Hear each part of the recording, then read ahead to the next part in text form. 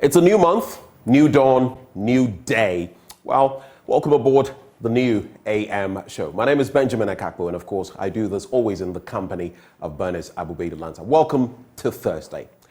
Coming up, I'll be serving you the news shortly, and right after that, I am joined by Dr. Peter Auntie, Executive Director, Institute for Education Studies. He will be our guest as far as the news review is concerned.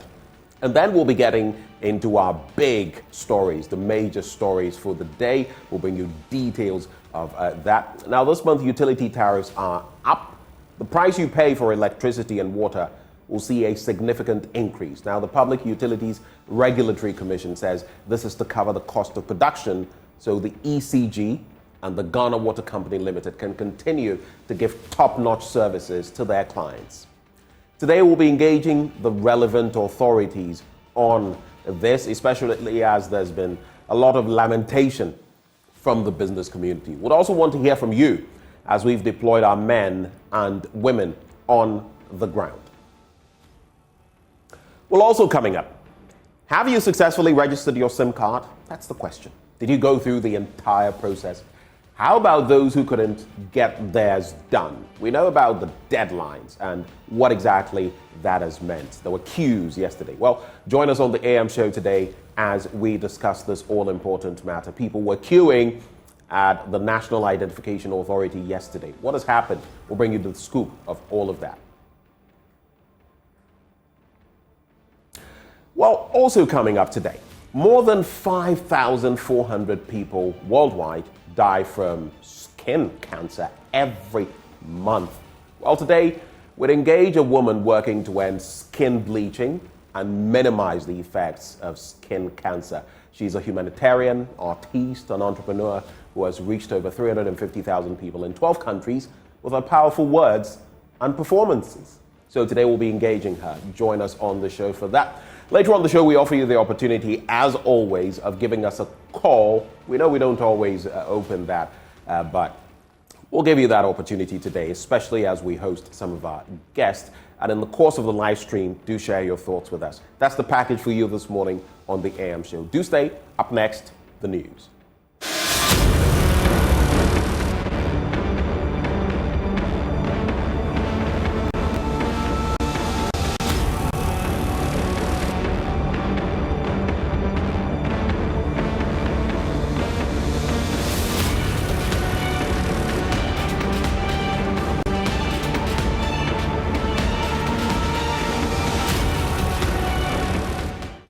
Thank you for staying for the news. And in our first story, the Supreme Court has described the removal of former Auditor General Daniel Yao Domelevu from office as unconstitutional. The court also described as unconstitutional the president's appointment of an acting Auditor General, while there was a substantive Auditor General, as equally unconstitutional.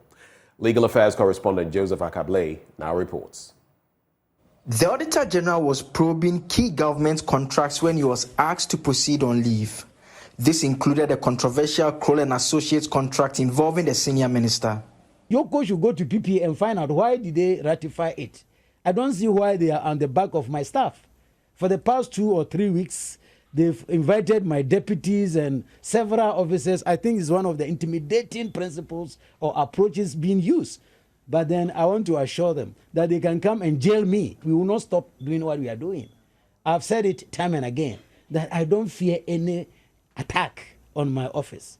And I'm not alone anyway. Let me share with you for you to know that it is usually the fate of Auditors General. I have a cartoon from the Auditor General in Kenya where he's sitting on his seat and people are cutting so to remove him. And they say they can't figure out how to do this. I have several other examples where I don't want to mention the name of this, but the president has almost put a ban on the Auditor General because the Auditor General is exposing him too much. In another African country? Another African country. So it is all over. The independence of the Auditor General. Mr. Domelevu insisted the directive was unlawful. The presidency further extended the leave from 123 days to 167. This effectively meant the Auditor General was never coming back, since by the time the days elapsed, he would have been due for retirement. 9 civil society organizations, including the CDD Ghana, took the matter to the Supreme Court. They contended that the directives were unlawful since the president does not have the power to exercise such disciplinary control over independent bodies. The Apex Court agreed with this view. In a unanimous decision, it described as unconstitutional the directive from the presidency that asked Mr. Domelevo to proceed on leave. The court also said it was unconstitutional for the president to appoint an acting auditor general while there was a substantive auditor general. It, however, opted not to issue any other orders since the auditor general had already proceeded on leave and retired.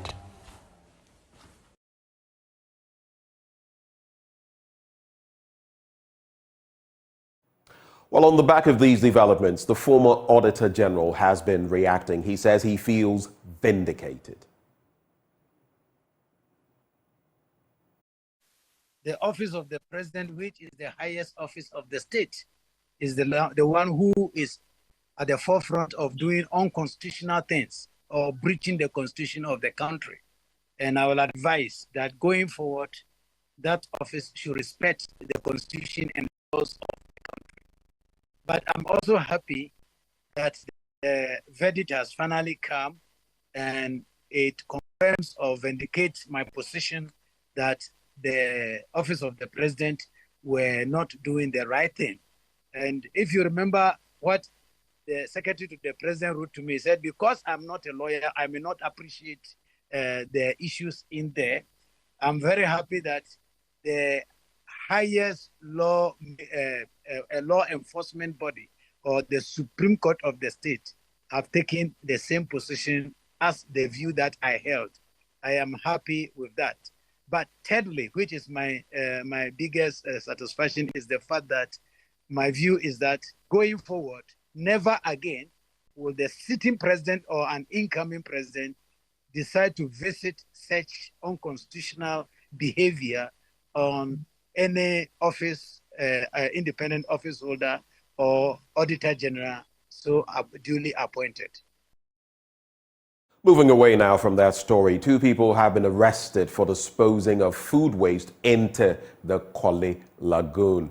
Both persons have wooden shafts close to the lagoon, creating a unique setup where they prepare food under poor sanitary conditions.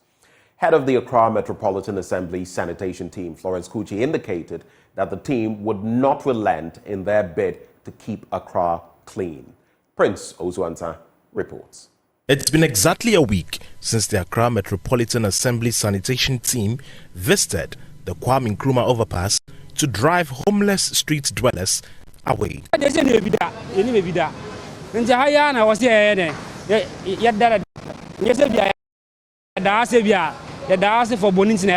the AMA officials left, some of these persons returned.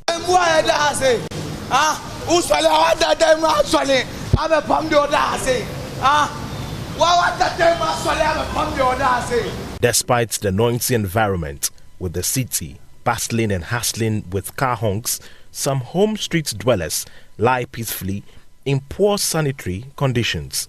Nestled on the hard ground, they have fashioned a makeshift bed out of the pavement bricks and started clothes.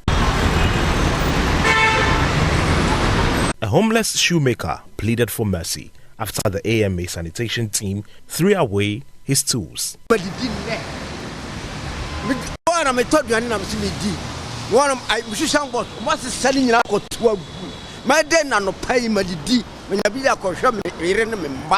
Some homeless street dwellers have also made wooden shafts on the edge of the Kwale Lagoon at Accra. These makeshift shelters serve as cooking spaces situated in close proximity to a public washroom, preparing and selling food to the public in those unsanitary conditions. All the dust is going inside. You can't cover it. Huh? Is this normal? The AMA sanitation team says they would not cease their efforts to keep Accra clean. Florence Kuchi is the head of the sanitation team. Identify a problem here. You've seen that we have picked 2 people from here. This is not a place under normal circumstance to even think of sitting to cook food for public consumption. You sit here, you prepare the food here, you send the food out and garnish it for people to buy. When it is raining, you just roll out your waste and put it inside the drain, which is not the best. So we are not going to allow them. We've given them a notice to move from here, but we have taken them. The end will justify what will happen. She also emphasized the need for governments to provide rehabilitation centers for homeless individuals on the street. When we send them to court and remand them, how long would they live there? Because they need a rehabilitation center. If we have a national or a state rehabilitation center, we will be able to send these people in there. They will be rehabilitated and then go back to their homes and become useful people for their people. This, she says, will bring a lasting solution to the issue of homelessness in the capital. A report by Prince Uswansa, read to you. Now, the Kwame Nkrumah Circle, named after Ghana's first president, has gained popularity for varied reasons. From being a hub of selling stolen phones, swindling pedestrians, and prostitution, Nkrumah Circle stands tall. These activities, many believe, are in sharp contrast with what Kwame Nkrumah stood for. Joy Prime's Shola Adeyemi and Joan Nyame have more in the following report. Kwame Nkrumah Circle, named after Ghana's first president. Places like this offer unique insight into the lives and legacies of the people they are named after. They also serve as a reminder of the contributions to society. But what perception do people hold of the place in Nkrumah Circle? A place where you sell mobile phones, and also I heard because of this ashawo, I don't know, prostitution. If you are with something and you don't hold it well, then boom, like you won't see it again. Yeah. How they swap phone into something else. Exactly there. And then you ufi kumase ba, ufi takwa de ba, ufi abechile kwa ba hana ba befa. You may not be wrong in describing this place as an electronics hub. From phones to laptops to computers, Nkrumah Circle is the surest place to get them. But you may have to be extremely careful in making sure you get value for your money. Nipani be yemi azan. Ayemi tomi credit ya. Omu se matana ha che mi mo so ban. Na sa da ne minim do de fa menu so to mi ji. Me credit ni bi sika koye. Circle is also home to most of the traders here. Most of them do not only work here, they live here, and so do the thieves. Too much. At times, over bet mada, no my pie or bottom nor say no, or my pie me brother be 850 Ghana cedi. I want a bottom. Normally, like they know us to be bad people, but that's not it. You understand? Because they think we are thieves. You understand? Because of the phones we sell and all, and because of the past experience some people have had over here. You understand? Yeah, but we are not thieves.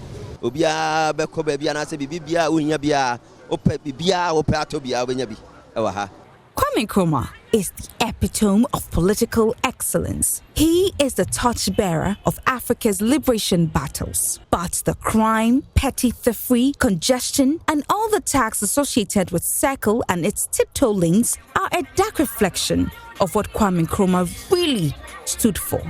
And yet, I shall phone in Sineba Sisa Edino. Was Musisana, Obu Hoya. Obeba osi o matese si Circle Kwame Nkrumah betana hana se the Circle bi to Kwame Nkrumah na wehin then na wo ka che nipa na so hu so hana na ye Circle no tenye san microphone se be de ye besesa e Kwame Nkrumah din na fi Circle there se bia ne din na da so ache na ye hwese e bia ye current person bi so e din de atoso de a fine ono aye bi aboa Circle ama yetumi ehuni ma bebre so enti e bia na ye be kai papa so John Mahama ne obeye ma ye na I think we need to maintain it though because it was named after someone who fought for us. Police visibility has improved. Police personnel can be seen at vantage places providing security for all. Some individuals we spoke to believe the rampant stealing around this area has reduced.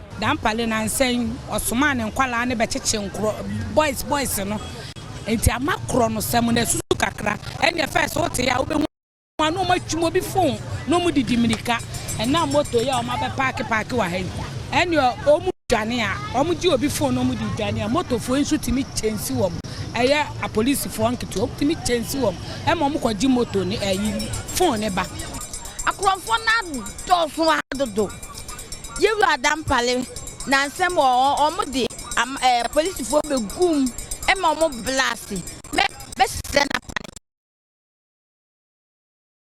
aye na biom. The circle the old folks know is no longer here. The fountain that stood in the middle of the roundabout is dry. Perhaps so has the dignity that should be attached to this place. But Nkrumah and his great legacy live on, whether thieves tiptoe here or not. For Joy Pine. Now, a study of more than 132,000 tweets by a computer science student at the Kwame Nkrumah University of Science and Technology has found that Ghanaians react intensely to poor performances. Love FM's Kwesi Deborah speaks with the lead researcher, Michael Eshan, for Tech Thursday. Michael Eshan analyzed sentiments on Ghanaian football matches during the 2022 FIFA World Cup. When the team lineup came, many of Ghanaians were saying that there were some players that deserved to be called up, but were not called by the coaches. In which the coach defended that he had his own system that he wanted to play, and then the GFA did not influence his selection. So due to these controversies, he decided to kind of gather tweets during the football to actually see the performance or how Ghanaians will react to the performance of these players. So that was the aim or what motivated us to conduct this research. So first, I created a Twitter developers account to generate API keys in which I can use in streaming the tweets. So we got 132,000 tweets, approximately. The actual number is 132,115. And then we realized that most of the tweets, some of the tweets were retweets and also duplicate tweets. And then we kind of filtered those tweets out, the noise in the tweets. And we actually got 115,000, approximately 115,000 tweets.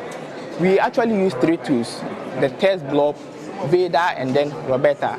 Realized that in Roberta, although all the tweets mostly contained neutral sentiment, neutral in such a way that because most of the tweets were just players' names, some of them were just listing players' names. But in general, we realized that most of the tweets were positive. We realized that Ghanaians really kind of react to negative, more to negative performance or to poor performance. They kind of react very intense compared to positive or good performance. Sorry for the breaks. So what you realize is when you collected the data sets on the first match, you realize that we had, let's say they recorded the second highest tweet. In that match we lost, but we recorded the second one. So we were expecting negative sentiment, right? And in the second match we won. And the tweets were supposed to be positive because we won. But in that match day, we recorded the least. Reporting for Joy News, Kwesi.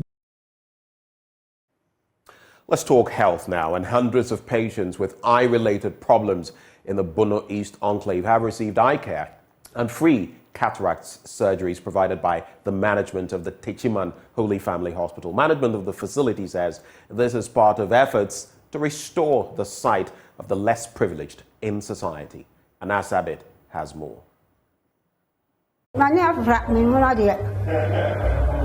Ajua Grace, a native of Wela, is one of hundreds of poor, needy eye patients, most of whom are from backward communities, provided with free eye treatment services by the Holy Family Hospital. She tells me that she lost her sight several years back after the loss of her husband. I was quite young when I lost my husband. I cried a lot and had my eyes filled with tears. And after the funeral, I lost my sight. Today, Grace has regained her sight after the surgery. The facility picked me up from my village, and after the surgery, I have finally regained my sight. Thank you so much.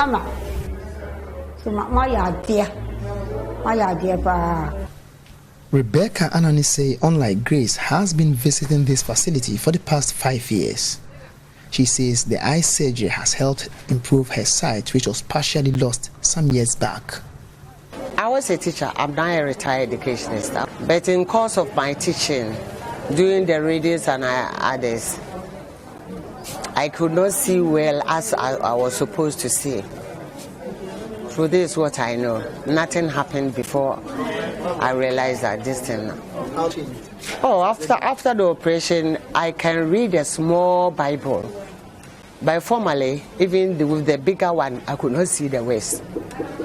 But now, I can read the New Testament without using any space. So it has helped me a lot. Catherine Yamenu is an ophthalmic nurse here at the Techiman Holy Family Hospital. They started bringing cases from Monday, and we are doing the operation. So far, we have operated about 150 eyes. Today, we will continue. These are the people waiting for the operation. So after this program, we are going straight to the theater to do the cataract operation. Catherine attributes several factors to the rise in cataract cases at the facility, and this includes poor nutrition, economic challenges, and long exposure to sun radiations. The foods we eat, carbohydrates is the majority or the greater parts. You know, the eye needs protein, vitamins, minerals to develop. And then, apart from the food we eat, that is causing the problem, the sun rays also is causing a lot of problems. The sun is too hot for the eye itself. So people are developing cataracts, even the pterygiums and other things. So it's causing eye problem for us, the weather, our environment, the dirty environment, and then poor nutrition also can cause. She wants government to assist health facilities in the provision of eye treatments, as this will help improve the economy. You know, if you have eye problem, you are limited in many things. So the government and the Ministry of Health should continue. They are doing something, but they should continue sponsoring these programs so that we can go to the villages and then bring these people back to help them. Now, when they go home, they can go to their work, and it will help the economy. They are most farmers, and because of the blindness, they are not farming. They can't produce anything. But I hope now they have got their sight, so they will go back and continue their work. That will boost the economy of the nation. Anna Sabit, Joy News, Techiman. In our next story, an NGO, Australian Aid, has provided the Ketu South Municipal Hospital in Aplau with a well-equipped neonatal care intensive care unit. Now, the initiative would ensure preterm babies born at the facility get the best care to survive, hence reducing neonatal deaths at the facility. This gesture was in collaboration with Mental Health and Wellbeing Foundation. The Ketu South Municipal Hospital in Aplau serves clients from Ghana and Togo, and also the first point of call for ailing travelers from the sub-region. The facility, which provides maternity services, was overwhelmed by the number of preterm babies admitted. A section of the maternity ward, which was converted into a neonatal intensive care unit in 2016, was unable to accommodate the numbers. 7 years on, some of the equipment ran faulty, compelling the management to improvise with obsolete equipment, while admissions increased by the day. So initially, that's the situation we had here. We started in 2016. We started with just 4 cots. And later we had other structures built up. But it's still a small room, and usually this NICU serves the whole constituency. So usually we are overwhelmed. So they are actually advanced machines, but here with what we have, the resources we have, this is the one that we could afford. So that's what we use for them. However, through the instrumentality of the Mental Health and Wellbeing Foundation, Australian Aid provided a well-furnished and spacious neonatal intensive care unit for the hospital. The new neonatal intensive care unit is equipped with cots, incubators, radiant warmers, among other requisite equipment. the ward is more or less a standard ward now for the municipality, where you can have also the unit where we can provide psychological services to mothers or anxious mothers who have their neonates or premature babies in the NICU or under intensive care. And that unit, we have named it the Mothers Wellness Center.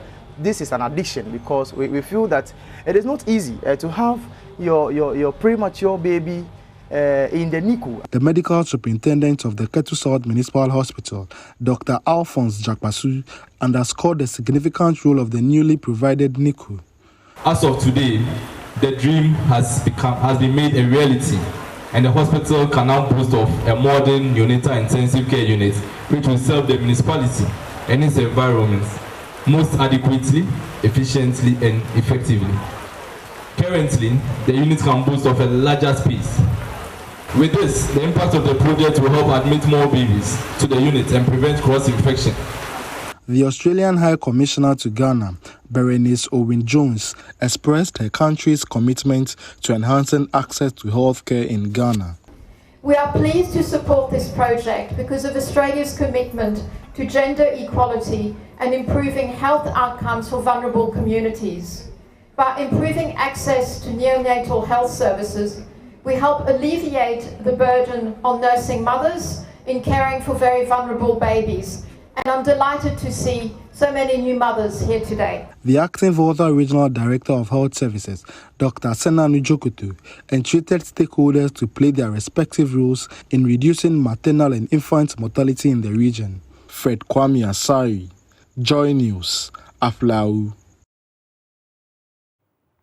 And that's how we cap off the news. Up next, the news review. Do stay.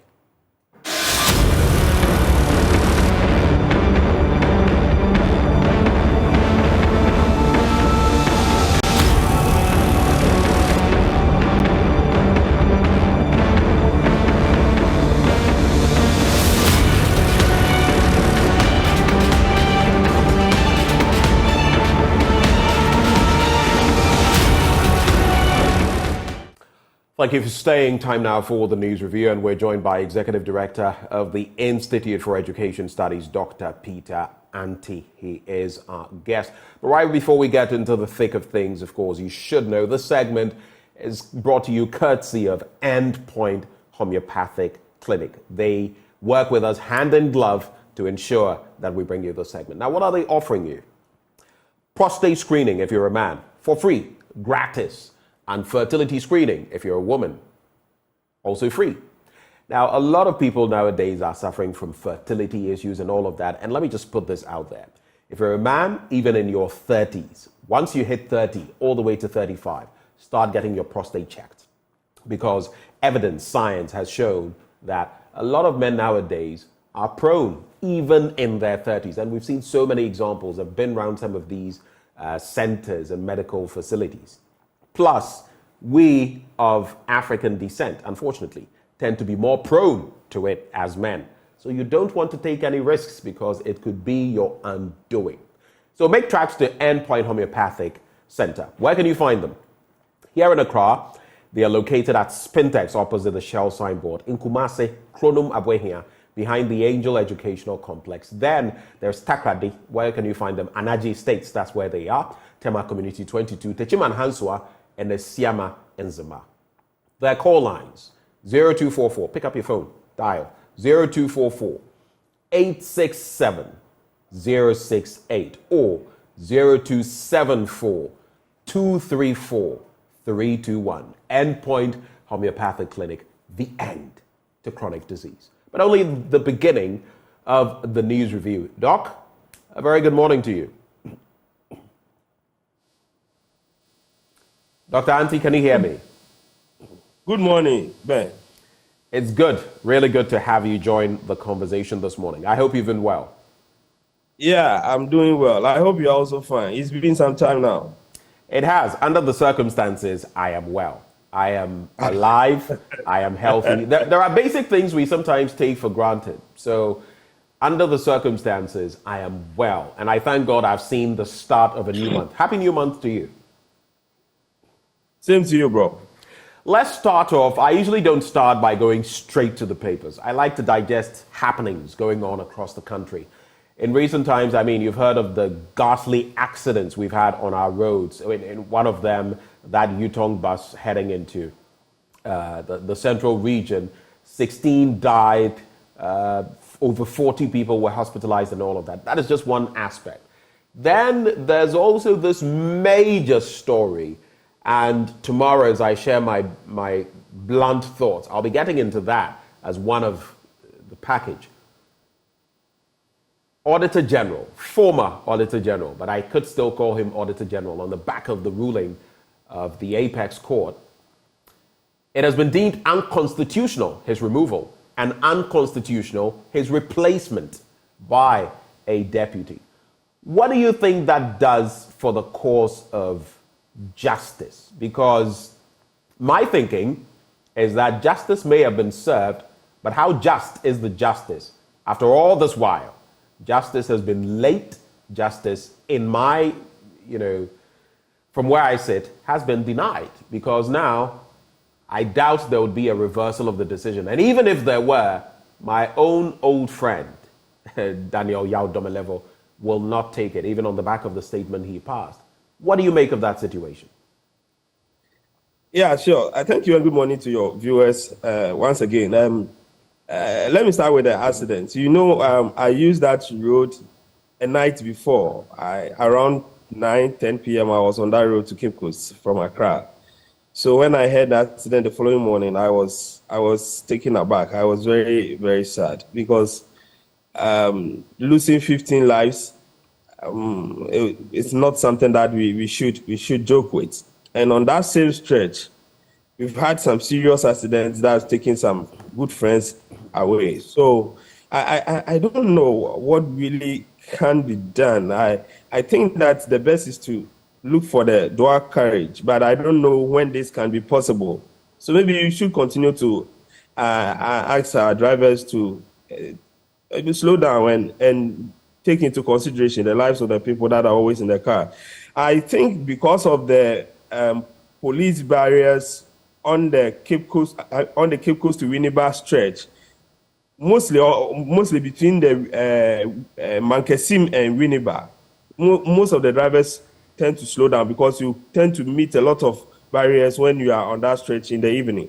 I think maybe you should try and then extend that to that part also. So from the Winneba to the Accra stretch, they should start mounting barriers late in the night so that these kind of accidents would minimize or would be reduced to the barest minimum. So condolences to the family and all those who are affected, and I pray that their souls rest in perfect peace. And with the second issue of the Auditor General, I was a little surprised because I had forgotten about this issue altogether. I didn't even know that the case had not been heard. So when I heard and read about it yesterday, I was a little surprised. So why did we take that long to sit on such a case? I'm not a legal person, so I don't really understand the in and outs of these legal issues. But sometimes I feel that some of the cases need some kind of urgency to be able to know the way forward of that particular issue. Exactly. And if a case of that sort comes to the attention of the authorities, I don't know the mechanism they use in picking cases. I stand to be corrected, but maybe you might have to help me. The e-levy case that the minority took to Supreme Court, is it still there or they have heard it? Which specific case? The one that Honorable Okujeto, Haruna Idrisu, and one other person, about the passage of the e-levy when the minority were not there, and they were declaring that as unconstitutional or something. I think that was dealt with. That was dealt with, I believe. That was why it was allowed to proceed. Oh, okay. But maybe... I mean, I'm assuming because as of this point, I've not heard a peep on that matter again, resuscitated in any way, shape, or form. But I get the point you're making, and I concur, because there are issues that go before the court, and once government is involved, something to do with government, the executive, these are speedily dealt with. But in this instance, the rhetoric has been that if the court could have done this in the space of about 2 weeks, which was possible, at least from where we sit, unless the apex court can tell us otherwise, and prevent some of what we saw. There were the CSOs, there was the media campaign, there were people of goodwill who spoke about these. We all saw the banter. The matter was taken to court, and it's taken how long? And now the verdict is out. But meaningful or meaningless? That's the question, Doc. Yeah. So I think that, as I said earlier on, I don't know the mechanism that they use in the apex courts to select cases to sit on. But I think that some sort of urgency should be given to some of these cases that are time bound, so that we would have heard this case and know the end of it, and then we move on. As it stands now, the only maybe importance of this case is to guide future behavior of government and the executive when it comes to their decision to remove people from people who head independent institutions.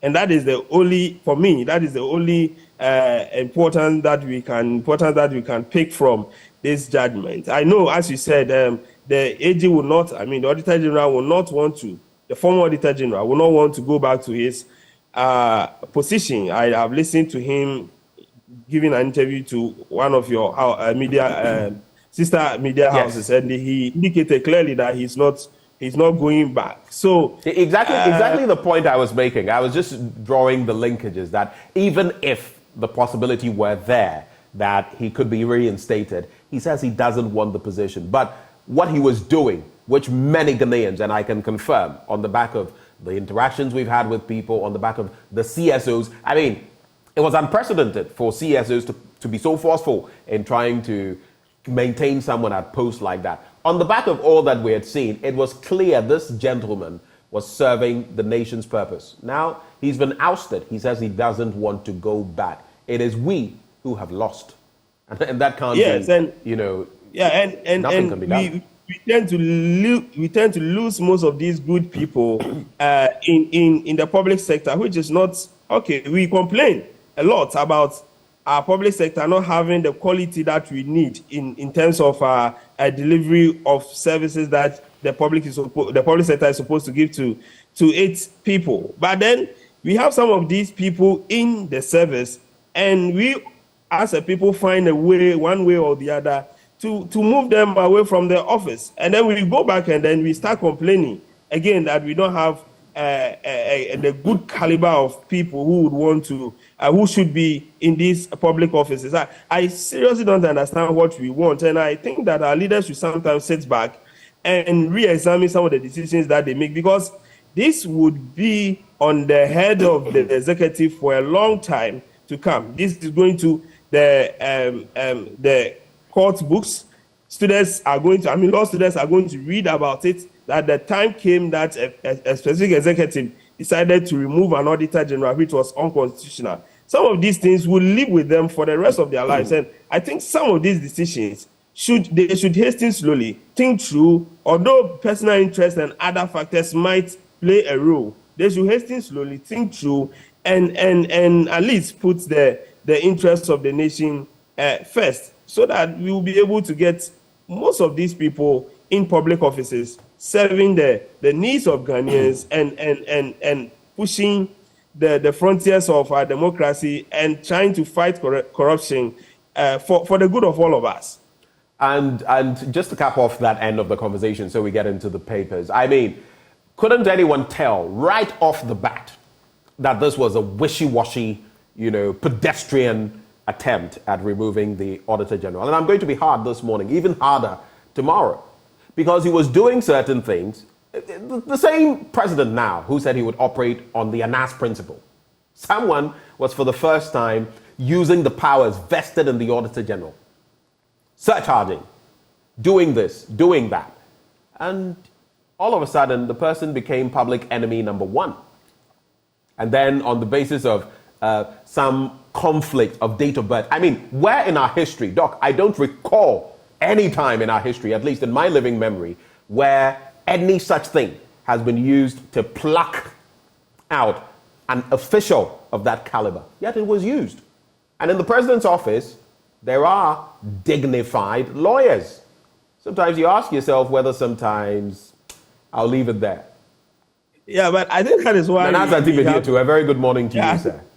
I think that is why we have the Supreme Court, because if you read the letters and the conversation that ensued during that period, the issue was that they felt that they were right, and I remember they even told the Auditor General at that time that he was not a lawyer and he wouldn't understand the legal implication of the things that what they were doing. So the right volume was the Supreme Court as we took it, but we should, as you said, I agree with you, we should slow down. His citizenship was called into question just because of misunderstanding or disagreement between authorities. I think we should stop some of these things, and if we really seek the good of this country, we should really slow down on some of these things. I think we should. You've started another conversation because our Sin North is coming up. It's in the newspapers. I'll be getting into it, but I guess we should also hasten slowly when it comes to citizenship. Nowadays, you have to be careful because you could even be sitting here and you'd be told, oh, Benjamin Akakpo is not, he's not even Ghanaian. So I have to watch before I'm declared un-Ghanaian or non-Ghanaian. At least I can still do my job if I am not Ghanaian, if I am told I am not that. But we'll see. Anyway, the Daily Graphic newspaper this morning, promoting responsible fishing. Protection of ocean, vital. President Akufo-Addo asserts at Blue Economy Summit. I'll bring you some details of that story. Asin North by-election slated for June the 27th. And then Graphic Business Access Bank SME Fair and Clinic in Kumasi today. CAF, that is the Komfanoche Teaching Hospital, suspends 2 doctors for extortion. I'll definitely look into that story. And Domalevo's leave unconstitutional. That's according to the Supreme Court. There's also Green Ghana Day. Let's go planting 10 million trees on June the 9th, 2023. 8 days more. And again, you have, like I mentioned yesterday, even while Erastus Asare-Donko was reporting that right there, live, the River Tano was being polluted. It's looking like, when you put a lot of Milo or something, or Ovaltine into a little bit of water, how brown it looks, dark brown. That's how the Tano was looking. And then I was looking at the front page of the Daily Graphic, or was it the Daily Guide yesterday? And I saw a very smiley President Akufo-Addo, very smiley Dr. Bawumia, smiley Abujinapo, Lands and Natural Resources Minister, smiling into the next Green Ghana Day, which, how meaningful will it be anyway? You're polluting everything left, right, center, under your watch, and you're going to plant trees. There's still no accountability for those trees, though, Mr. President. How many have survived? How much have we spent? What are the metrics? Can we know as we keep spending millions upon millions on this exercise? But the first one, so President Akufo-Addo has stressed the need to prioritize the sustainable management of the ocean through robust enforcement of regulations. He said that would prevent overfishing and promote responsible fishing practices. That was necessary, the president stressed, as the ocean presented an incredible opportunity to accelerate the nation's developmental agenda and cautioned against the consequences of negative human activities in the ocean. Mr. President, you're talking about the ocean and negative activities. How about our river bodies? Have you checked them out lately? Or when you go around the country, do you not see them? I thought you said you put your presidency on the line to halt Galamsey, though. Or am I mistaken? Maybe I forgot. Opening the country's first ever National Blue Economy Summit in Accra yesterday, President Akufo-Addo said, quote, "We're witnessing the consequences of human activities. The ocean is the life source of the planet. A healthy ocean, human well-being, and sustainable ocean management are inseparable." The president's words about water bodies. I rest my case. Let me go to page 27, in fact, page 17, do some stories, some additional stories, and then you'll come in. I just want you to share your thoughts on all of them together once and for all. Now, the Electoral Commission has fixed Tuesday, June the 27th, 2023, for the by-election in the Asin North constituency of the Central Region. This follows a unanimous decision by the Supreme Court on Wednesday, May the 17th, declaring as unconstitutional the election of James Jachikwason as the National Democratic Congress's Member of Parliament for that constituency. A statement issued and signed yesterday by the EC chairperson, Jean Mensah, said nominations would be received at the Asin North District Office of the Commission from Monday, June the 12th, 2023 to Wednesday, June the 14th, 2023 between 9 a.m. to noon and 2 p.m. to 5 p.m. each day. And the statement added that the filing fee for the election was 10,000 Ghana cedis per candidate. And that's what it's been saying in that regard. The interesting twist is that the NDC, barring the criminal case in court against James Jachikwason, says it will still field James Jachikwason. Quick thoughts on these two developments? Yeah, I think with the Blue Ocean Summit or something, yes, we love some of these. National Blue Economy Summit. National Blue. We love some of these things. We love to have conferences and summits in Accra in air-conditioned rooms. And then when we get to the ground, nothing substantial is really happening.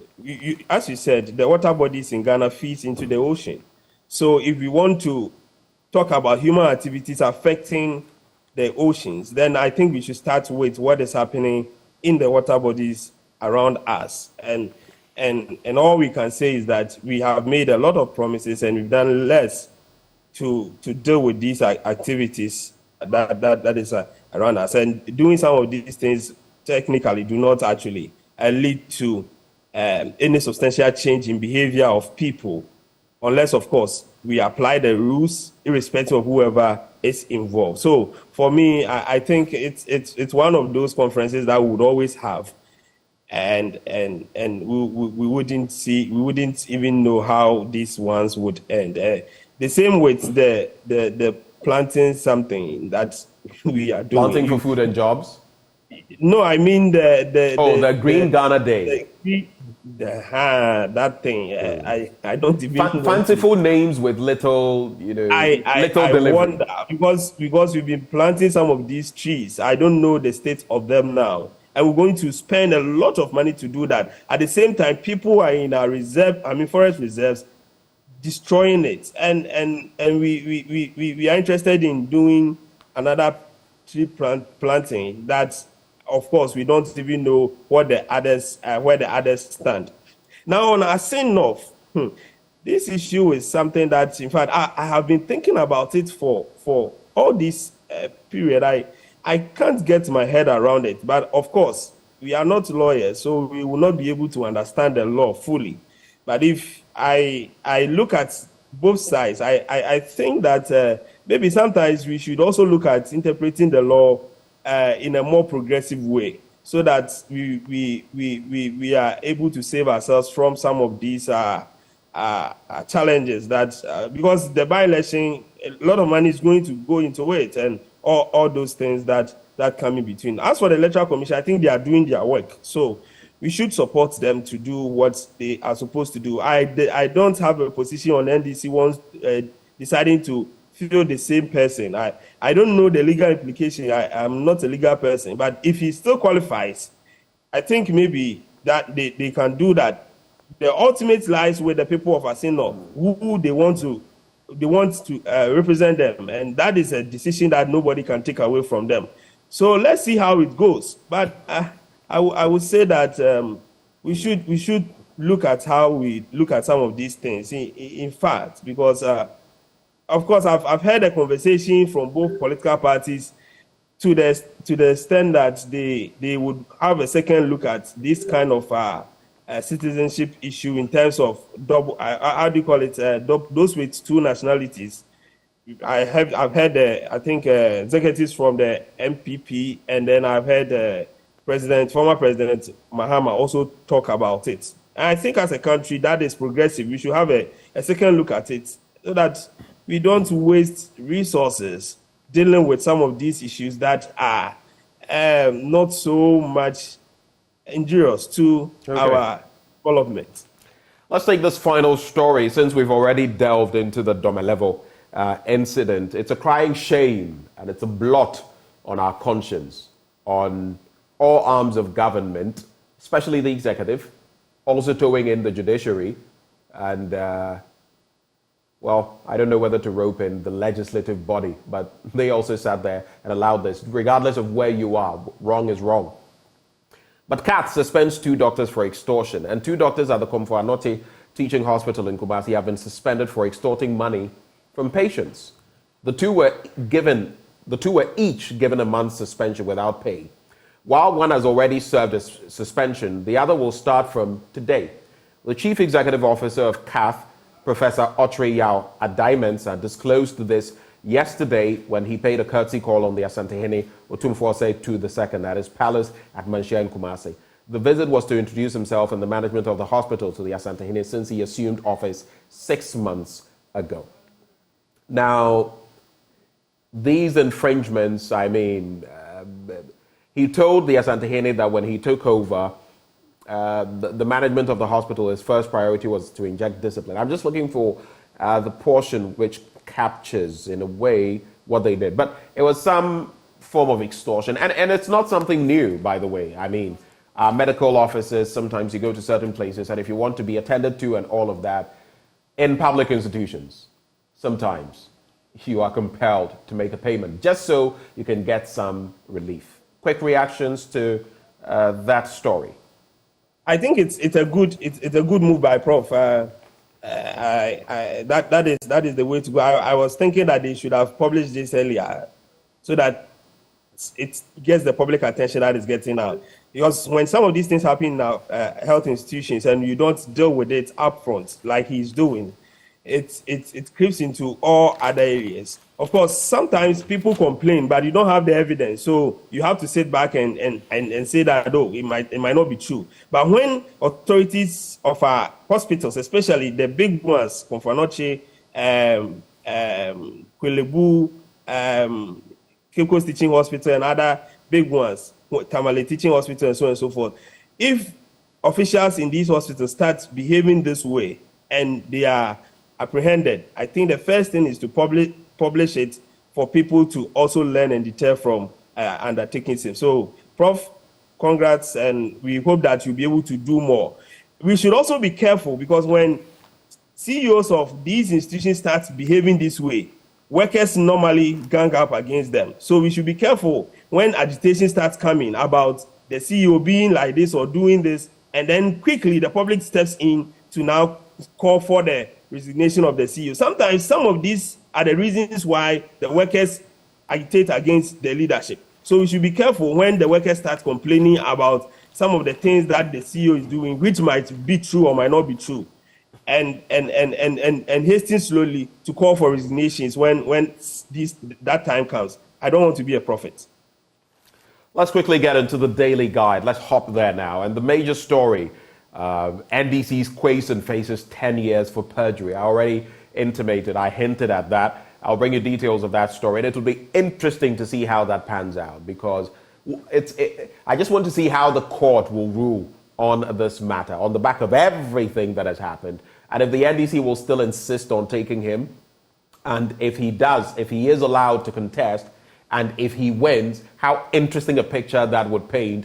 A member of parliament, duly elected, served, then told he didn't qualify, asked to step aside, eventually a by-election held. If he were to win and return to parliament, that would be quite a political stroke, like we've never seen in our checkered political history in this country. But market queens picked forms for Alan Trebating, and they said when their market was razed to the ground by fire, he intervened, and they made a promise to pick forms for him, and they did that yesterday. There's also Domelevo's forced leave unlawful according to the Supreme Court, and Asin North by-election, June 27 EC. There's still Green Ghana Day here. I still see those three gentlemen smiling, though Galamsey is destroying our land and water resources, left, right, and center. The chief executive of the land, his deputy chief executive, and his lands minister are smiling because of Green Ghana Day. Shall we smile along? Anyway, so the embattled former member of parliament for Asin North, James Jachi Quayson, is facing up to 10 years imprisonment with hard labor if found guilty. What is this in hard labor? With hard labor, if found guilty, convicted and sentenced for the charge of perjury and other criminal charges leveled against him by the Office of the Attorney General.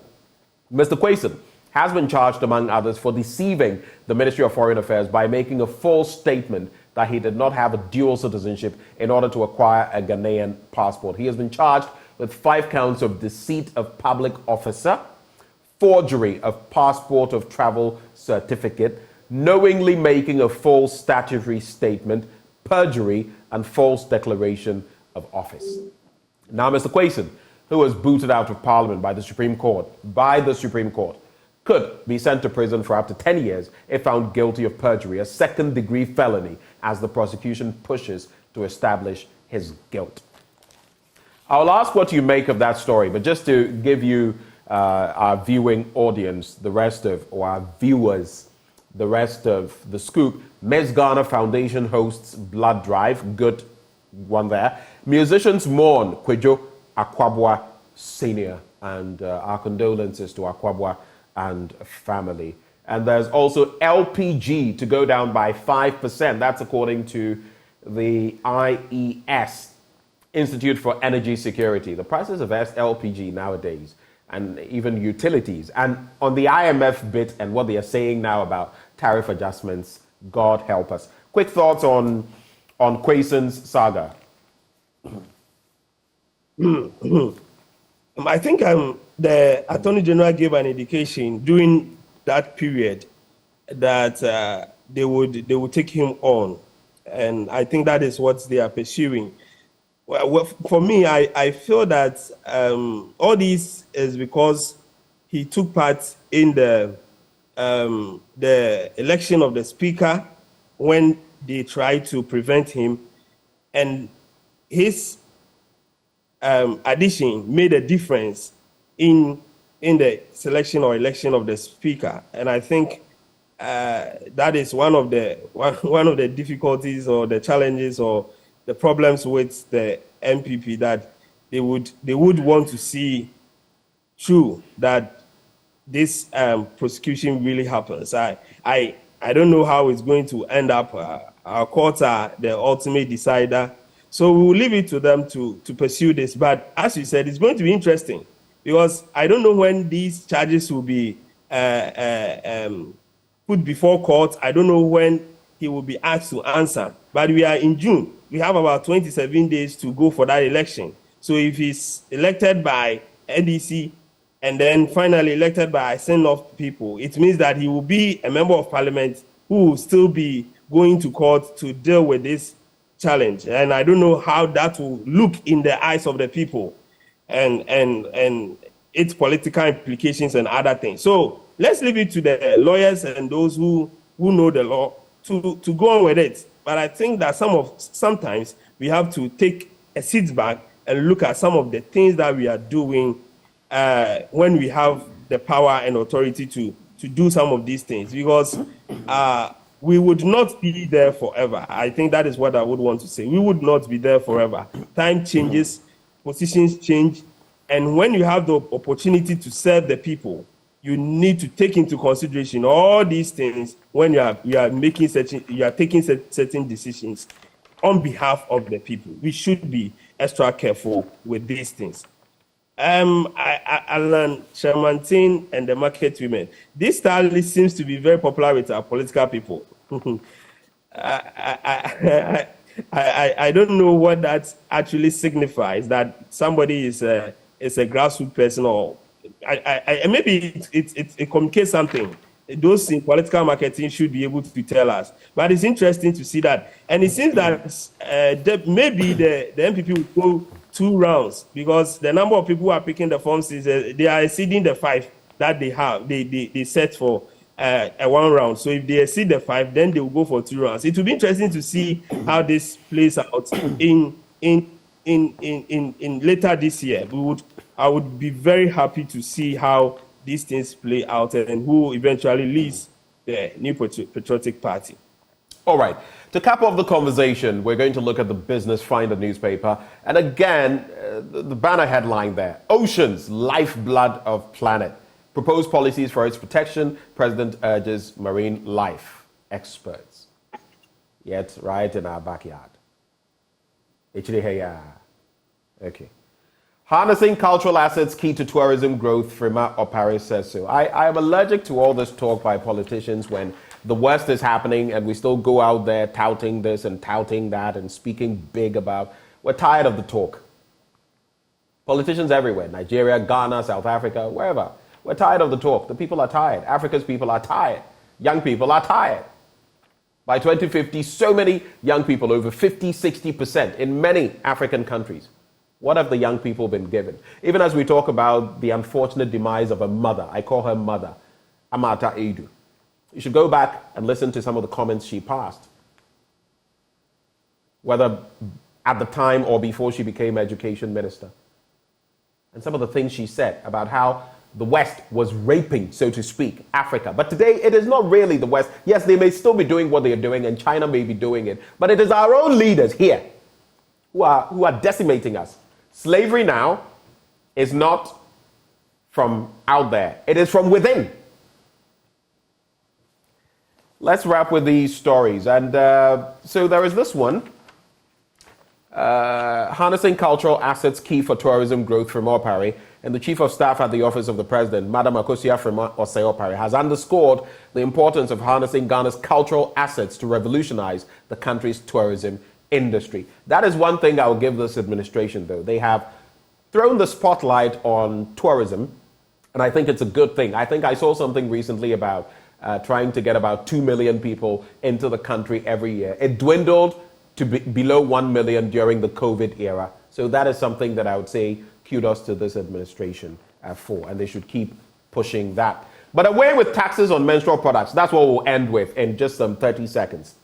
On average, women and young girls will have 450 menstruations over their lifetime, which equals 3,500 days spent menstruating and requiring over 10,000 menstrual products in one's lifetime. It is estimated that every woman or adolescent girl who menstruates 450 times in their lifetime spent an average of $20 spent an average of that on menstrual products per cycle, which totals $9,000 over their lifetime. How many of our Ghanaian women can afford that? Not to talk about the young girls. And that is why all these obnoxious taxes on pads, sanitary pads, should be done away with. I'll keep talking about this matter. Again, it's something I'm talking about tomorrow during my blunt thoughts. Quick thoughts from you, Doc, and I'm very happy that you mentioned this menstrual issue, because I remember clearly, I think 2015-16, this issue came up when the then government decided to share some of these pads to secondary school students. And we remember the cry that came with it, the public uproar that came with it. And now I sit back and I ask myself, where were all of us during that period? Why couldn't we stand up and push for the implementation of this policy?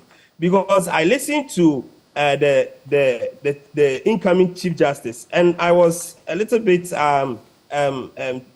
confused. How do you separate girls from women in terms of the buying of sanitary pads? Because I think it's the same product they all buy. So if we are calling for the removal of the taxes, it should be something that cuts across all ages. Right. It shouldn't be working women should be made to buy with the tax or buy with the taxes or pay, and then children or girls in school will not pay. How do we do that segregation or discrimination or separation? It's something that I didn't understand why Honorable Atufosin didn't follow up with that question. Because we really want the leaders of this land to speak up against the taxes that have been imposed on these parts. It is counterproductive. We are asking girls to live a more hygiene life. We are asking girls to be protected from all these complications that comes with their menstrual period. And at the same time, we are adding more taxes and treating this product as a luxury product. That is something that can never be defended by anybody. And I think that the women in this country, those in high positions, like the Chief Justice, the incoming Chief Justice, and others like her, should stand up and speak and force the government to remove the taxes from these sanitary pads. It's very important. We have a lot of NGOs going to secondary schools, basic schools, distributing these to the girls.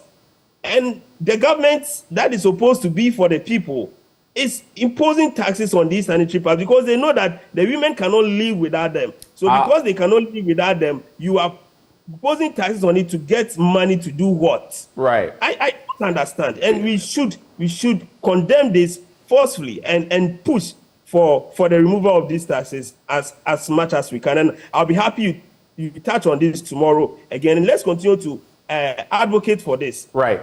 We have to sew it up here, but I didn't just start advocating, and I'll continue doing that even after tomorrow. I think there's this group that yesterday I read of, they are teaching, or is it on one of our news bulletins, they are teaching the kids, some of them, because they know the situation is not going to be resolved anytime soon. They're teaching some of the children how to sew. But our president is a gender advocate, right? Yes. Yes. Interesting. And we have time. We have a lot of these big women in our country with high positions, influence, and other things. They are role models. We talk about girls looking up to them. We are asking girls to aspire to their highest potential, and we are quick to say all these things. At the same time, things that would help them in terms of their hygiene life, we are taxing it. If we want to talk about this, we'll never end. What kind of people are we? Good question. Doc, we're grateful for your time with us this morning. We'll continue. Some of us who have the voice to speak for the voiceless will continue talking about these matters till something is done. AU, whatever on that. What hogwash is that? Horse feathers. Executive Director, Institute for Education Studies, Dr. Peter Auntie, has been our guest. This message comes through for me. It says, good morning, Ben. Please wish my wife, Mrs. Mawulom Essi Anyigbavo Beko, a glorious birthday on your show for me. Well, I'm doing just that. Ellie Anyigbavo. Good morning. And Mrs. Mawulom Essi Anyigbavo Beko, happy birthday to you. God bless you and keep you and provide for you as well so you can deal with your sanitary situations, on noting the taxes on them. Endpoint Homeopathic Clinic helped us to bring you this segment. They're offering free prostate screening, free female fertility screening. Locate them in Accra Spintex, opposite the Shell signboard. Kumasi Kronim Abwe here, behind the Angel Educational Complex, Takrade Anaji State Tema Community 22, Techiman Hanswa and Esiyama Enzima. You can reach them on 0244 867 068 or 0274 234 321. Endpoint Homeopathic Clinic, the end to chronic disease. But just the start of sports up next.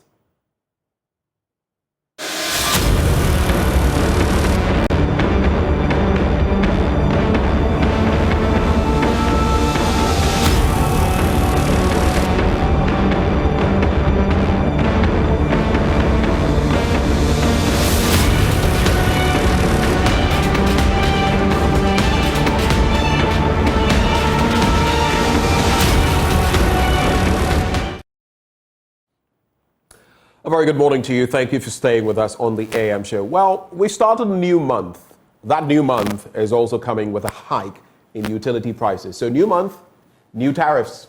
That's what the month of June is greeting us with. Now, according to the PURC, to help the Ghana Water Company Limited and the Electricity Company of Ghana to meet their needs when it comes to providing for these services, they are going to hike the prices of utilities. Now, for electricity, it is going up by over 18%, and for water, over 8%. Today, we engage the relevant authorities on this matter, even as we get into the regions to find out from our correspondents what exactly is happening on the ground, how ordinary folk are reacting to the saga. Well, to kickstart the conversation, we have Stanley Mate, who speaks for the Ghana Water Company Limited. He joins the conversation. A very good morning to you, sir.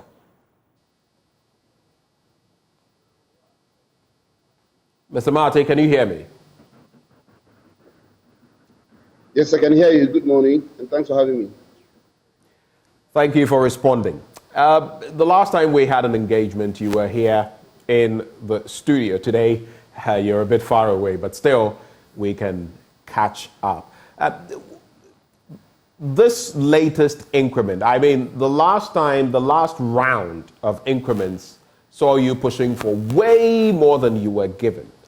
In this instance, something marginal has been offered to the Ghana Water Company Limited. What is your reaction? Yeah, thank you very much for this opportunity. I think this time the PULC has been very transparent with its dealings with the utilities. And when it so happens, we do not have much to say. And so for now, I can only say that we have seen the figures. We are going to work with the figures, and I expect that something good is going to come up. Now, what we know will happen is that we just have to manage well, and then everything goes well for both parties. So I wouldn't want to speak much against it. Would have expected that would have had higher margins, but unfortunately, it didn't happen like that. We also appreciate the system and what is happening currently. So you raise it too high and becomes a challenge, and too low, and then it also becomes another challenge for the utilities. So we will manage with what we have. They have also said that there'll be the quarterly review. I expect that we'll look at the factors involved, the parameters involved, so that every quarter we'll either see a reduction or an increase based on the level of the levels that we the parameters in the system based on the economy and the way things go. So for now, I think it is okay, and we are happy to work together. Thank you. You suggest that the PURC has been more transparent. Please explain. What exactly do you mean? Have they been less transparent in the past? Something like that, because in the past we may not. Mr. Marty, let's get this clear.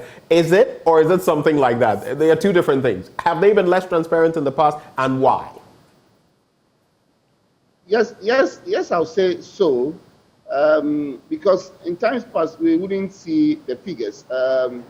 We'll just have meetings and then it is announced. But for now, they open up to us. They tell us they've taken us, or they take us through all the calculations, and then tell us where they think it's okay, where they think it's not okay, and what they expect of us. They tell us what they expect of us, and they tell us what we should do, and they give us the margins. If we are not comfortable, we tell them that this is not. So I'm saying we are more transparent now because of the brainstorming sessions that we've had, or that we do get before the utilities come up. So it becomes a bit difficult to speak against them if the final outcome is announced. Now, in terms of your differentials, in terms of doing the work you do, I mean, recently we heard from the Ghana Fire Service, for example, saying that, I mean, yes, but even the Ghana Fire Service is now saying in some places, sourcing water, the water is so murky and all of that, that even for them using their fire engines, it becomes problematic. You have intimated, and by you, I mean the Ghana Water Company Limited, that if we don't get certain things right because of the effects of galamsey and all of that, we could be importing water. And you need a lot more chemicals to treat the water we get. On the back of this increment, what change is it going to bring to bear in terms of processing our water? I mean, how is it going to help the work that you do, this increment? I think it's better. It's better now, especially now that we've identified new chemicals that are working better than the aluminum sulfate that we were used to, and etc. is a bit more expensive, and PLC acknowledges that, and so we are able to manage everything perfectly. I think now we are managing the system more prudently, and so everything is moving on the way we should. I mean, it is not as we expect, but at least it is not a terrible situation for us.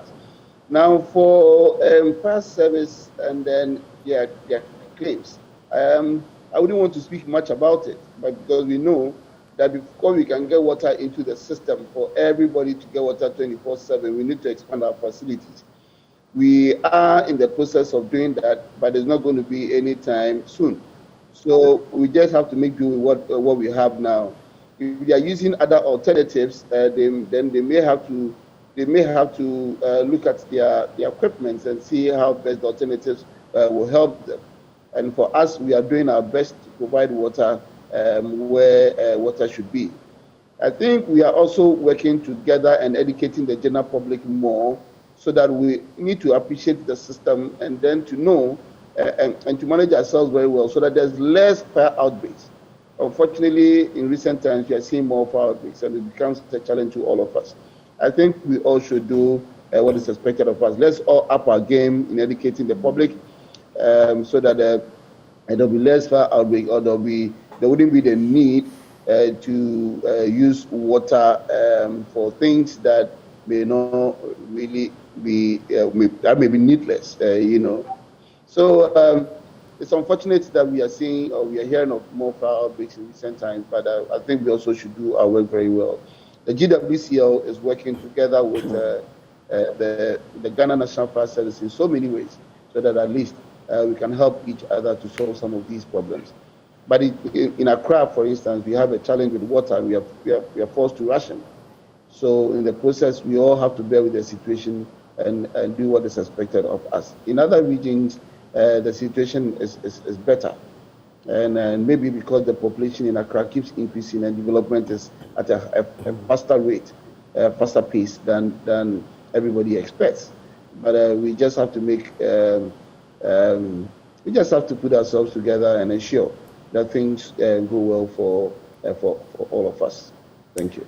Let's talk about the cost factor. In recent times, there have been some power outages in certain places. For example, yesterday my lights went off. They came back after a while. I'm really not satisfied with the electricity delivery on the back of the sort of amounts we have to pay, cough up, every month. But when it comes to water, it's raining out there, so this is a good time, harvesting, processing water. The PURC made mention of the fact that one of the reasons on which it hinged this latest increase was the dollar CD dynamic. What has that dynamic been like in this year, or maybe since the last time you came into the studio and we had a conversation? I think 2 days ago or so, the dollar CD rate was 12 plus to $1. So it has appreciated against the CD again. What has that situation been like? And how do you put it side by side with the fact that most Ghanaians will tell you we're still in very dire straits, inflation and all of that? This will only compound our woes. How do you react? Yeah, it's really affecting the Ghana Water Company Limited, and that is why we are always on the PLC to ensure that the quarterly reviews are done, so that at least we are all on the same level, on the same page all the time. Okay, so that is how we are managing the situation, and I'll still employ the PLC to be apt with the quarterly reviews. When every input into water production is important. So anytime the CD depreciates against the dollar, it has an impact on us. So, for instance, Ghana Water Company Limited, for us, we are doing our best to hedge, especially on our chemicals that are very, very expensive, and that brings us a lot of challenges in terms of finances and all that. And so we are putting in all mechanisms possible so that at least throughout the year we can have some stable pricing. But anytime there's a change, we get our customers, our clients, or suppliers coming to us and then reporting on the issues.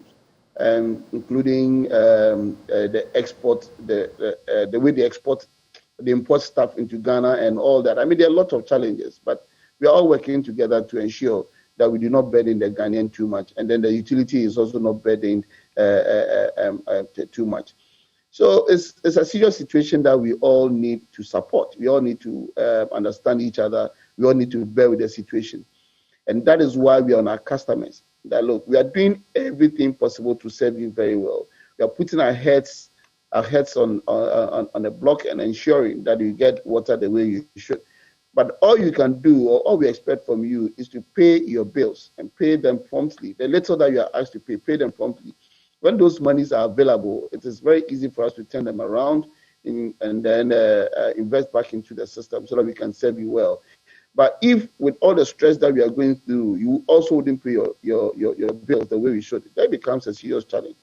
Okay, because now chemicals are very expensive now, and we are using more as a result of the pollution of our river bodies. So you can imagine using more chemicals. Just about to get there. Expensive chemicals. Mr. Marty, I was just about to get there. Okay. So is it getting even harder? Because look, I was speaking yesterday to a man who has been on the beat in many regions of Ghana, Erastus Asare Donko, and he talks about the fact that the situation is getting worse in terms of the Galamsey menace. The Tano is looking murkier, muddier, less possible for you to use the water to do anything. And that reflects on other water bodies in our country, the Birim, the Pra, all of them. Is it getting even harder to treat our water, which is why maybe you are having to export or import more chemicals, whether it is alum or chlorine or whatever? And please give us some idea. What are the main chemicals that you have to employ? But first, confirm for me, is it getting even harder to treat our water on the back of Galamsey, like you started mentioning? Yes, exactly. It's getting more difficult because the rivers are still polluted, and now the alum is no longer effective, and so we have had to now resort to polymer. And then the polymer is more about twice as expensive as the alum. And we have had to use them more. So we are using more chemicals, and then the chemicals are also getting more expensive. So it becomes more expensive, or production becomes more expensive. And then that would definitely impact on the tariff, because we send all our reports to PULC, and then based on that, the tariffs are established or are set. So it became more difficult. And this week, we have been moving around with our minister. We've been to Akemoda, where they are still mining in the Birim, mining diamonds and mining gold. So the Birim is seriously polluted as I speak. We have an off-taker reservoir. The off-taker reservoir is now also being silted. So it's becoming more difficult for us to treat water in the system, and it's happening throughout the country. Production now is becoming more expensive than before, and definitely it will tell on the tariffs. If we do not find a way to stop this, then it will keep going high, because the dollar is also still appreciating against the cedi. Okay, so it will still be more expensive. Now you realize that energy is also going high, and energy takes about 40% of our inputs. So you can imagine we are paying more on energy, we are paying more on chemicals, and it's becoming more difficult, because now we still have to be going around and be doing a lot of education in the communities. We are collaborating with the Water Resources Commission and doing a lot of work within the communities to enable us stop the Galamsey and then the pollution of our river bodies and all that. And it's becoming seriously difficult, more difficult, and it's a terrible situation, and we all need to do something about it. Thank you. Do hold for me. Let me bring in Alhaj Jabaru Abukari. He is Director, Regional Operations, PURC. Alhaj, a very good morning to you. Very good morning to you too, and your viewers and listeners. Let's get into it. Mr. Marty, Stanley Marty of the Ghana Water Company Limited, has said it is a terrible situation they have to deal with, especially on the back of Galamsey. So they used to bring in alum to treat water. Now they have to bring in some sort of polymer, which is twice as expensive, and it's going to be even more costly, especially looking at the dollar to cedi rate, over 12 cedis to the dollar as we speak. On the back of what you put out, the tariff adjustments, over 8% increment for the Ghana Water Company Limited, over 18% for the ECG. You make mention of the dollar to cedi rate and all of that. But When we kick-started the conversation, Mr. Mate said you were now being more transparent, and he explained. Is it going to continue this way in terms of the quarterly reviews, taking full stock of the costs of these entities to ensure that they are not short-changed, sir? Yeah, thank you very much. I think that is the way to go now. For now, the Commission is trying to enhance transparency as being demanded by most of the stakeholders within the value chain. Also, the international community also expects that transparency because it always enhances and let people know what went into your decision making. So for some time now, since the major tariff revision we did, that was last year, we've been publishing our tariff decisions. And that means that whatever went into the decision, everybody should be able to know. And this is a public document because it's always hosted on our website. Now the Commission has even made it as part of its guidelines or maybe operational standards to publish it within specified period immediately after announcement or decision is made on tariff. So be it quarterly or a major tariff review, it was going to be published and everybody will be aware what went into the decision making. Like Stanley mentioned, I think it's one of the major issues that we have to look at, our attitude. Maybe he's only mentioning of water in relation to Galamsey, which I think we always mention one way. Then sometimes we go and relax. But it has implications on the cost of production of water, like he has indicated. That is not the only issue.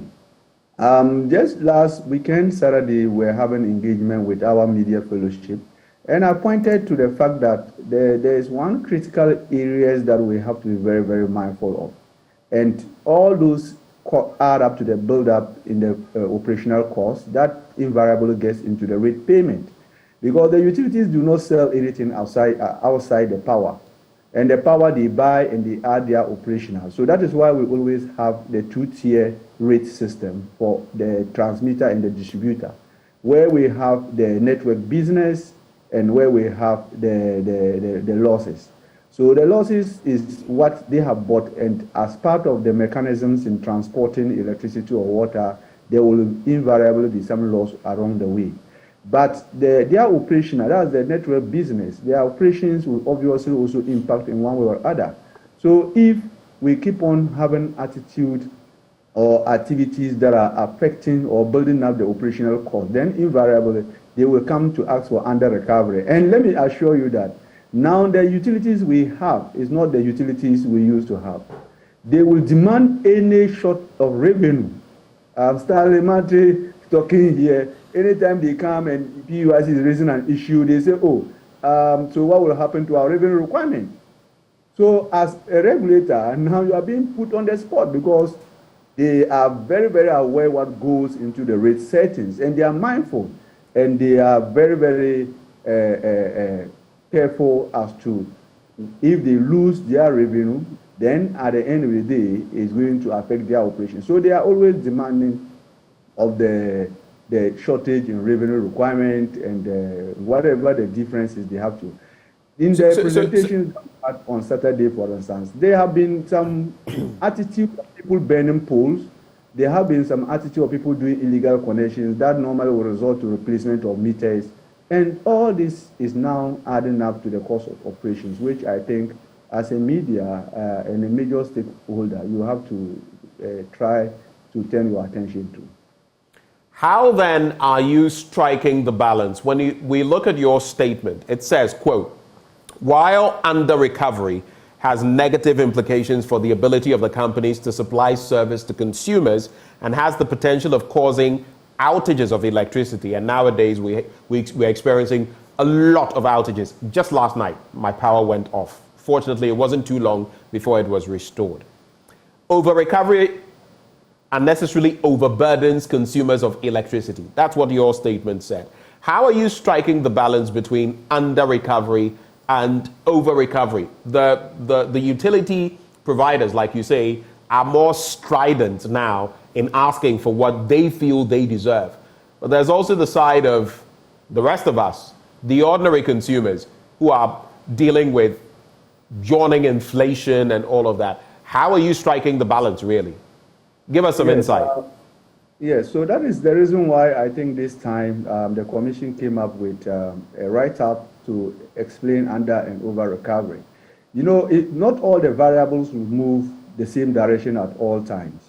So if you look at inflation, yes, relatively inflation had come down, but the Commission uses its actuals, the 3 months actuals, to do projections ahead. So anytime there is a positive gain in terms of inflation, that means that the inflation is dropping, yes, it will be reflected in one way or other, but it will have to take time before you can feel the impact that much.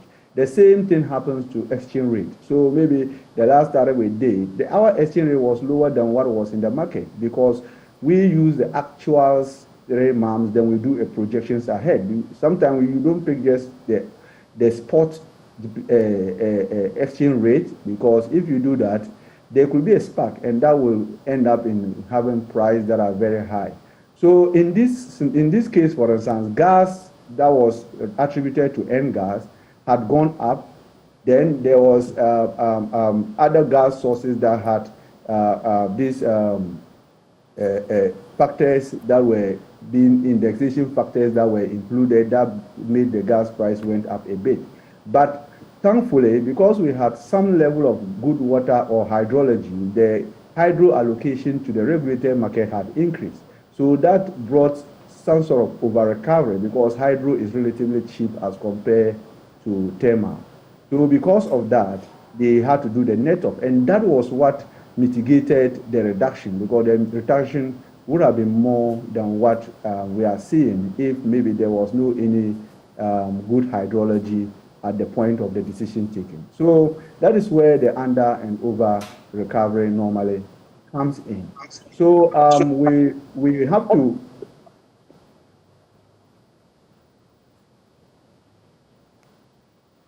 Hello, Mr. Abukari.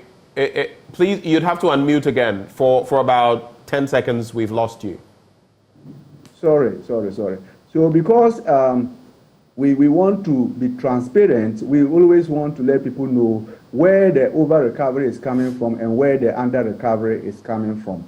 So the revenue requirement sometimes has to be established, and whether we have to pass everything to the consumers, you look at the economic situations, then you do it. And I think when we're doing the major tariff hearing, most of the stakeholders were like, PURC, why do you have to wait until you have an accumulation of these huge, the utilities are asking for more? Why didn't you do your quarterly review and do so? So they flipped the coin, and they were now rather placing the blame on the doorstep of the regulator. So this time round, we always want to at least let everybody know, and we are going to have an intensive engagement with various stakeholders as to the factors and what goes into tariff revision and what are the implications of the decisions the Commission make.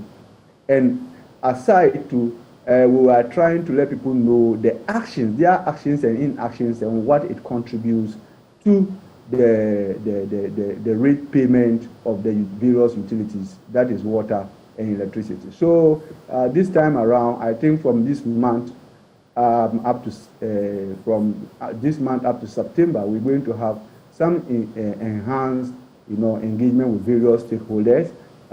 All the interested parties, we want to engage them. We want to engage even the universities to let them see the need, labor, market women, as various associations. And there is a plan that we are rolling up because we are bent on letting people understand. It is not a secret that when the variables go up, we need to adjust to reflect, because we need to let the utilities get the required revenue requirement to be able to operate effectively and efficiently. If they don't get the required revenue requirement, we can hold them to the standards and we have set for them and sanction them if they go wrong. Because if I demand a revenue requirement of, let's say, 1 million and you give me 500,000, like people always think. They think that they bring some amount and PURC will just decide that, they just mention some magic number. Let's give them 500. No, that's not the case. They now see what goes into it. Sometimes with regard to their operations, there are allowance and disallowance of some costs. And the commission will give the reason why they disallow this cost. Maybe it doesn't contribute largely, or maybe Ghana Water wants to have about 1 million meters. And the commission feels that, look, it's going to let the rates go up. And at the end of the day, consumers will not be able to pay. Or maybe it will be difficult for consumers. Why don't we saga it? Then maybe we can do it over maybe 2, 3 years or 4 years. Right. So that is sometimes the art aspect that the commission adds to the science of rate setting. Thank you. All right. Mr. Abukari, just hold for me. Let me bring back Stanley Marte. So you've had these engagements with the PURC, you, the major stakeholders, among others. Are you in agreement now with the metrics they use? Are you satisfied with it? As of now, you say you're glad that there have been some increments, but is there more the PURC could do in making your work even easier? I think so far so good, I'll say. And now we are all together doing all the engagements, including even engaging people within areas where there's serious pollution of our river bodies and all that. And so I think so far it's good. We haven't had any serious issues with them. I don't also think that they also have issues with us. So we are working as a team to serve the public effectively. So so far it's been good. If we have any challenge, why not? We'll mention it to them and ensure that they do what they have to do. Because they expect very high standards of us. And for us too, for our vision to be a world-class utility, we also have high standards for ourselves. So whilst we are working to achieve our vision, we are also working to achieve whatever standards they set for us, including the Ghana Standards Authority, the SIGA, and all that. There are a lot of regulators on our neck, and we need to meet all the standards. So if we all work in transparency, work as a team, and work together, we'll be able to serve the Ghanaian very well. And it's important that the Ghanaian also acknowledges that and to be prompt with their payment of the bills. This is all we expect from them. And then to cease illegal connections and all that. Then we can all work in harmony and serve each other very well. Now, in terms of the quarterly reviews, are they enough for you? Do you feel, I mean, that is the system we've operated on for quite a while, but looking at the changes in dynamics, very frequent now. There's inflation, there's the dollar CD rate, there's a cost of goods across the world. There are so many factors. There's galamsey to deal with, which is impeding your work heavily. Do we still stick to the quarterly reviews, or would something more often be more beneficial to the tariff operators, or the utility operators, I should say? Yeah, I think Alaji mentioned that, and seriously, they are doing what they have to do. And I think, like I keep saying, so far it's been good. I mean, all the parameters, all the variables are taken into consideration. Okay, and the fact that we are on the ground with them, we visit polluted areas together, we do the education in that areas together. Okay, we are meeting stakeholders together, and we are responding to their issues together. It's more of a teamwork now. It's not like a boss-subordinate situation, but more of a teamwork now, working together, and all in a bid to serve the Ghanaian better. But now I can't say much.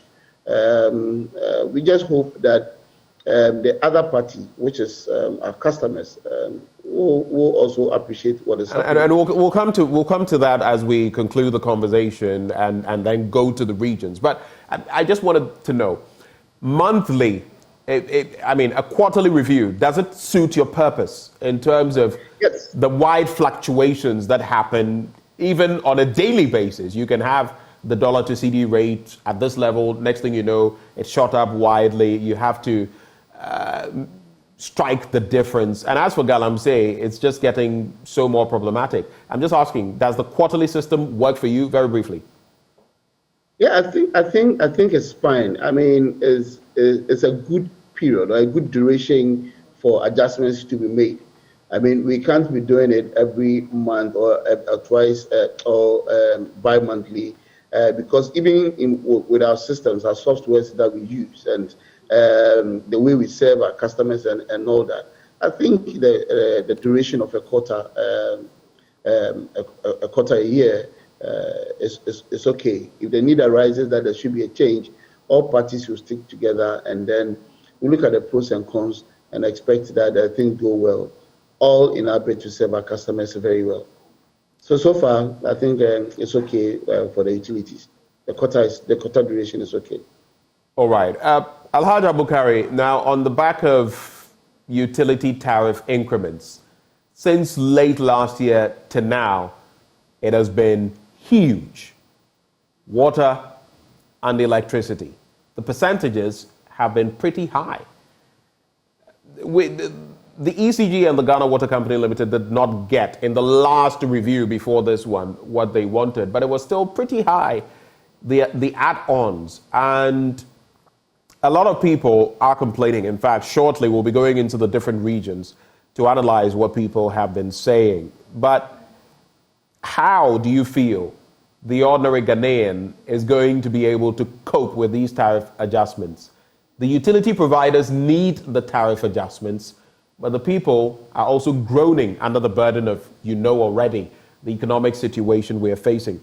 And even more telling, the fact that per the IMF's regulations that we have to stick to, many more of such tariff increments are likely to hit us in the future. What can we expect in that regard? Thank you very much. For what I can assure Ghanaians is that maybe we will have certainty. And the certainty with regards to revision of rates has nothing to do with only increase. There can be a decrease. We just have to see how best, like Stanley has mentioned, that we can reduce things that impact on their operation. When we also have stable economic variables, it's likely to also impact on our on the rate settings. So it's not largely that it might go up, and like you have indicated, the utilities when we're making their presentations, they clearly stated that they had a lot of under recoveries, and I just wanted to add to the fact that the utilities nowadays, when they have any under recovery in terms of revenue shortage, they write to the commission to notify the commission that because of activity A, B, C, we think that there is some gap. So the commission is already aware, and at the point that the commission is going to take a decision during the quarterly tariff review, they factor it in. There is the possibility that if there is an appreciation of the CD against the USD, maybe the other variables, inflation continuously come down, we might not have to always be experiencing upwards revision. There is a likelihood that we might have downwards revision. That is one aspect with regards to the micros. But when we also even on the back of the IMF's, even as on the back of the IMF's proposals. Oh yes. You see, that's the unfortunate things. PURC operations is completely independent, though we work within the government policies, and these decisions and projections and those things are in a published guideline by the commission. And the guidelines indicate whatever the parameters are. So when you go into our website and you get our tariff guideline, it tells you. So the IMF maybe coming in is just re-echoing what has been published and what needs to be implemented. So what we have to do, and like I have indicated, for the next 3 months, we're going to do intensive education, because it doesn't look fair for us to know that this is what we are expected to do, then we don't do it. If we can educate and change the mindset of people, then obviously it has a likelihood that it might affect positively the risk setting by letting their operational costs come down.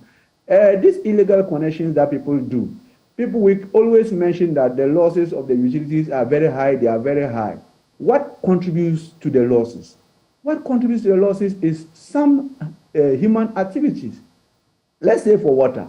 Somebody is passing, he sees water gushing out by the roadside. He doesn't care to bother to report to anybody.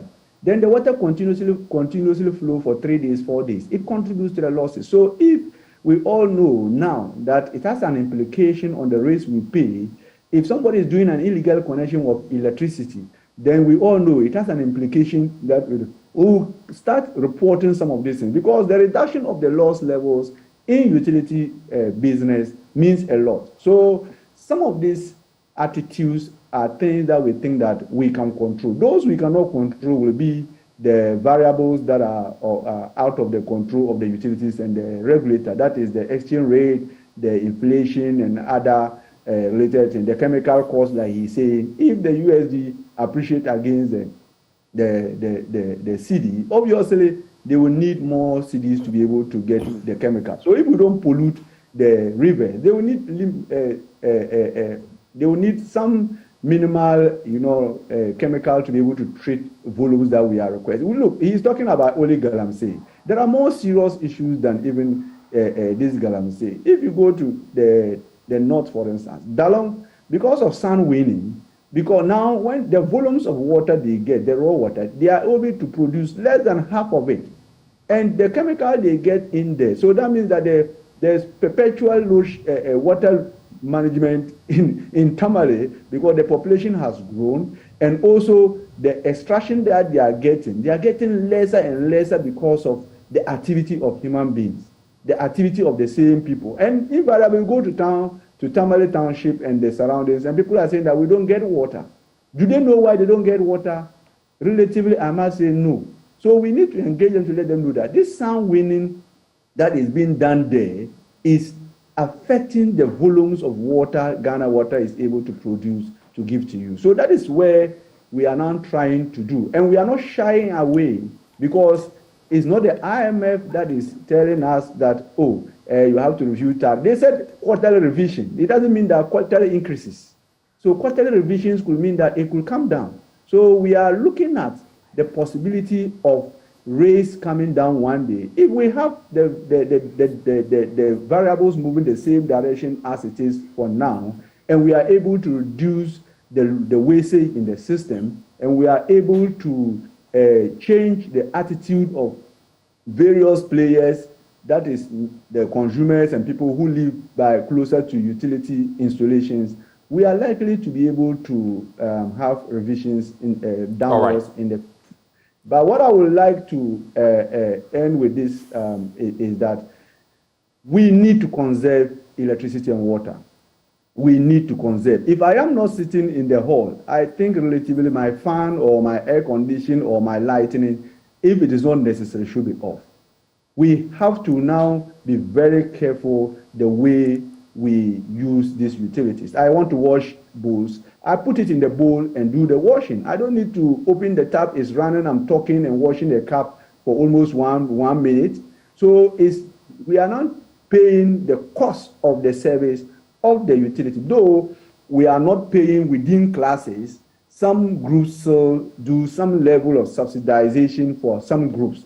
But in the whole, we are paying for the cost of the service, but the revenue requirement has to be met. Right. Just hold for me, Al-Haj. We'll be going around the regions. But before we do that, there's a viewer who sent a message asking Mr. Marty why, when some pipes, major or smaller ones, get burst and they call your outfit, you don't show up. What is happening?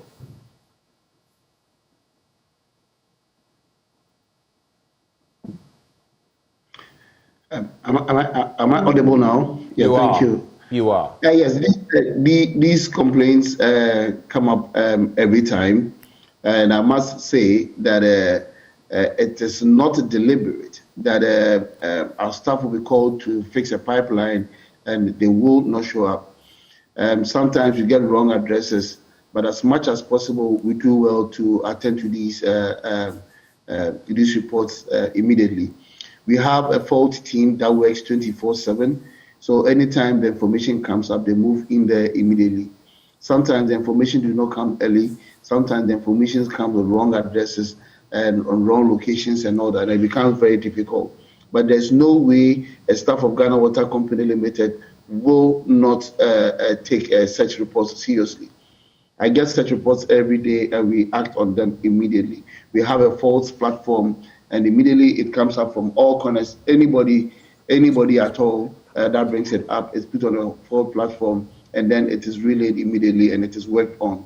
The PULC will attest to the fact that our response time is less than 24 hours and is based on their own research. It's also based on our reports that we sent to them and all that.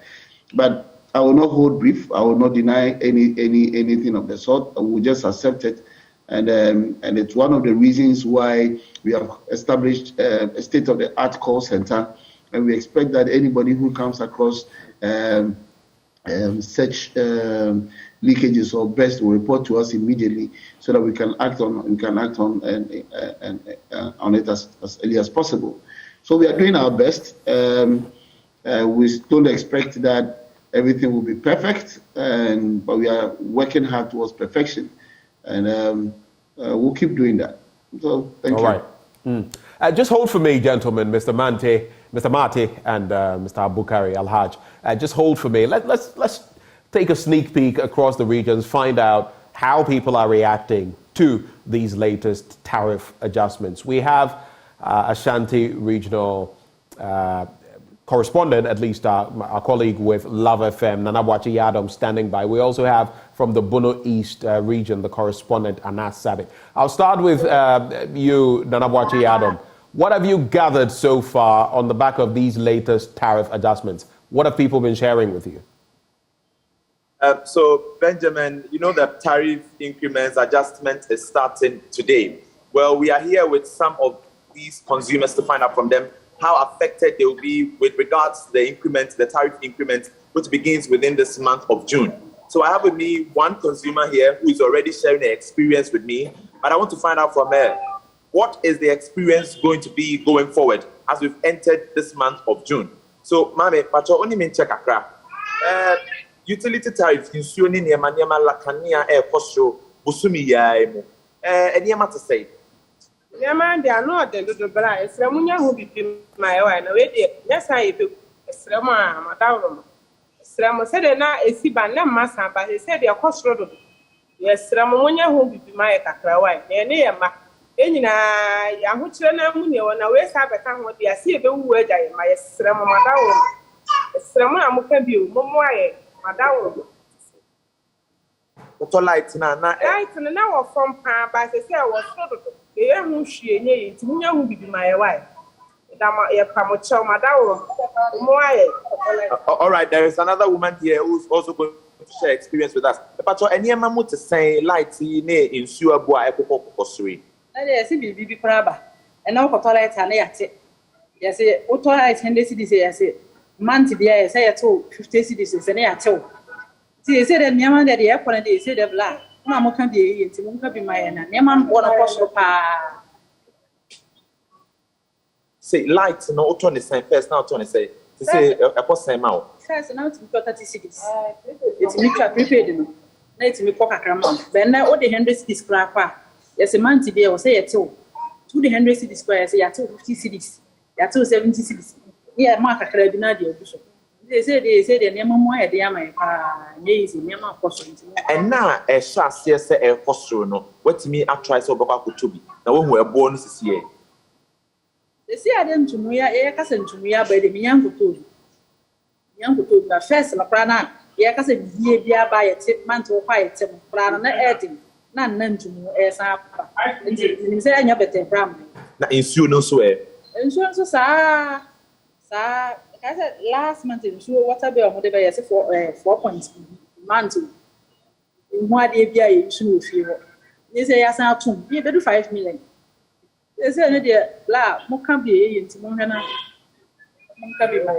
So, Benjamin, she is saying that first of all, she used to buy a light at a lower price, but this time around, it is going on very, very high. And she's pleading with authorities to reduce the prices at least to her satisfaction. But I would want to ask you, Mame, sisi a nneɛma emu ayɛ den sɛ deɛ wɔka no ɛne sisi a yɛsan so de kanea sɛm ne nsuo sɛm aba bɛka wɔn no sɛn na nneɛma bɛkɔ ama wo. Yɛbɛwu no yɛbɛwu nti sɛ deɛ na aba anhwɛ no wanka biribi amfa wo deɛ yɛbɛwu agya ɔman bi wɔyɛ sɛ deɛ ne yɛtem dada amfa yɛhu no ama ne yɛ sɛ yɛsan bɛkɔ so nti deɛ ne yɛbɛyɛ nti yɛbɛwu agya ɔman nti sɛ ɔyɛ biribi fa ɔnyɛ sɛ n'ani bɛte mɛka no kɔ gyina yɛwu ne yɛkɔ no wafa. Mami bisa won so say said na won so ka say eniyema mu ayedin. This time around the sans the electricity and water tariffs e cost asa be keka ho yi. Eniyema be cost na amount. Ene asese kwa eniyema ne be din sam ye hye te enya aduma bia. Ye ne ye ma o suku sam ne adi nti e fe ama se say adwendwe kura ye peperepe dodo ye twa ye ho ye hu ye ho ano. Nti asra na na do wa ka bi e wo mu adawro ma ye hu bibima ye wa. All right, so she's also saying she pleads with government to do something about the hikes in the utility tariffs. I have another woman here with me. Mami Pacho, she say also share her experience in Sione Kania Boa Ekoko Kosuri. Mosha, saying this year affect wapa. Is it okay? I like to papa, I so like you.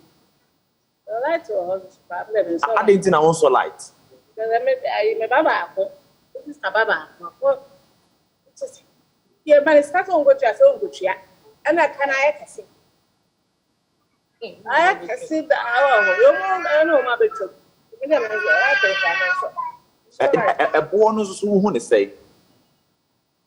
So, wonder or sure. What was not coming here? I was sure. Wonder or sure. All right, so she's also saying that the prices are high. She's unable to use her lights. In fact, she told me that her house, they have no lights at all because of the prices. Mommy, she said, oh, you soon near my bit to say, and I will share our lights never saying. Okay, I will feel a door. Man, to be a beer cry by me to meet you at 20 city. By last month, I buy no crime with get me 50 city. And that way, not to try as how to anywhere in India next year.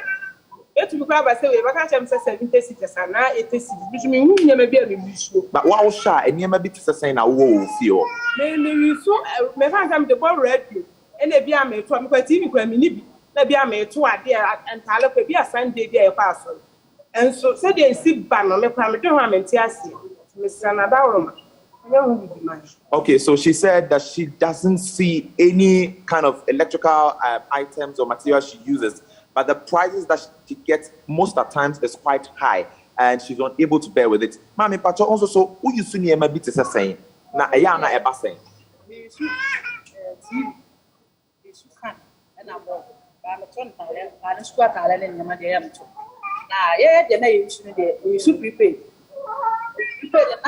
First na ya 50 cities a omo ti bibet ni enya bi pa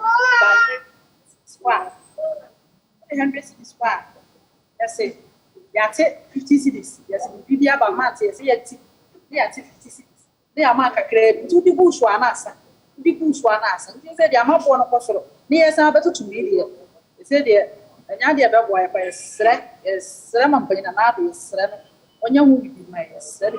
But it means any in suicide in free and also so exercise. And American said in last month, last year, about 100 cities. This month, you're probably now about 2.4. It means a portion. Yes, I'm about 2. It means you have 2 million, but some for 5 million. It's rather yesterday. When you so she says she doesn't see the number of items she's using. But the prices that comes most monthly is quite high for her, and she's unable to bear with it. Mama, I mean, this so to say no kania ne insuo sema ekokosuri. A sign na niema musiti emao e wo fie. Sisi ade enyama mo ye den ama. Me po de mi kunu po asen gwaja. E na esi a waja me nkala emman papa. Na sisi nkala ipo school. E da me nko ameso. Na fe so ye to light no bo yen put yen pe ye bros no we compound house first imponi etua e ba month ni etumi tua be ye 50 cedis se se mi su 2.20 se me janya me isu mi isu fine anything pe mi tua 850 a month 850 a month and sana nkwala ibe di omu be ko school You could boost your bucket 50%, 34 buckets, 50%. Now I'm missing your man for living to see the ammonia, my dear my. Kakayana, you shake and dear. Nana, we are mobile. You see, I did, yes, I did. Yes, the company, the example, who continue would bet your school fees. Now, what's I have to say the child like pay? I feel Uber, you know, not Scanwaboka, I feel a chunk. Nana, yes, sir, why, I could not afford your junk, I suffer. We are mobile, na young to me so, and yeah, because you're bread. Mammy, Bissau, and now, Osumi, moi, across upon enemy, and they are a chassis. What's me up for light, and answer in shoes, when you bill. I want me to say a postrana. Benny, the number 2 find my baby and our trinity, but what the lady. It is said, me name dear damage. Last month, they cheer 850. 2.2. It is said, the Mako the one have ever and this. Among my cackle, I want to see us to the idea. Yeah, bread. All right, so Ben, you heard from her. She says she's unable to bear with the prices that comes in monthly. She cites the increment in utility tariffs as a difficult one for her and her children. So let me speak to this lady here. But you also saw light bill, the water bill, a cost. And you to sign amount. You miss my casa, we are 2 studies, no kind. I'm not question and do someone. I'm not question and do. You movie and your friends, yes, and now they say, and I don't know, it's super. A bit here, it's an aroma. Oh, why? It's not said, and when the more day, my we see. But you last time, my grandma, we used to one bob or them a bala last month, a medium about 80 cities. No good to a background to go to almost minus SNU almost like and so the last month among the buyer 200 Ghana cedis. So there are 7 years. Okay, so she's saying that at first she could buy light at 80 Ghana cedis. But this time around, she's unable to buy 80 Ghana cedis anymore. She buys close to 200 Ghana cedis. Let me come to you, Mame, again. Who will fear? And Yama Bena, will you see Ankasa? I know since Untimi and Yusu iron. Untimi Yusu fridge. TV in Kwana, will you see? I didn't hear. If you say your doors or pump house will be a 10 point. It's you, Susania, man, and Yama may put a mutual 850. And Yama may no put a mutual 850. And the same is swimming in idea. Lead to me and Chianca, except that Beman so way jam. They have 8 months here. Me to meet ya. It's in the same giant men to idea. Me is so free, me is so shady. It's in the TV in the Palanity, and you see, and the showing to so fine. And it's a major money. Okay, so Benjamin, she's saying that she's unable to use her television, her iron, her fridge. Now, what she's using mostly is her fan alone. Let me come to you, but also who experience it situation now, who use TV, who use fridge, who use iron. And Yama Ben, as I say, lights in the costume to me and you see them. Because I come as a compound. Now, I study a born air posture. A born a posture now, because a wound to feed ya. And ye, say so far, they TV and a fan and a ball. I on the compounds will be huge. The sense of Kalasku, but Tony at the and it's free, it means me. But the first now we use to fridge now. If I said brand, we use to near money now, not a bonnet in the baby. Oh, Sabra, and let me use fridge. All right, it's fridge and now we use a born back is here, company the whole house in the back is here, 100 cities. Yeah, talk, send an American, I say you should be paid 100 cities. It's me trouble 1 month, 3 weeks, they do have 2 months. I mean, once a man use fridge, you use now. It's me trouble 2 months, if you have 2 months, if you have 1 month, 3 weeks. So now you're normal, my bad. I said, the giant fridge news, and so the top prepared now, the city be up by a month, Yana, To say, we fridge, every man, ultimately 100 cities now, elastic for how long? That is it, 100 cities now, 3 weeks. Nasa, 3 weeks, Nasa. Say a quiet. 3 weeks, Nasa. It is a man, you know, at Yamay. They are some to Nasa cap. Okay, so she is saying that she could buy 100 cities and then use it for a month and some weeks. But this time around, she buys 100 cities and would use it for only 3 weeks. Nana Boakye, we're grateful for those engagements you've had. Let me also bring in Anas Sabit. Quite a picture that has been painted there on the back of the utility tariff hikes. Anas Sabit, what is the picture from the Bono East region?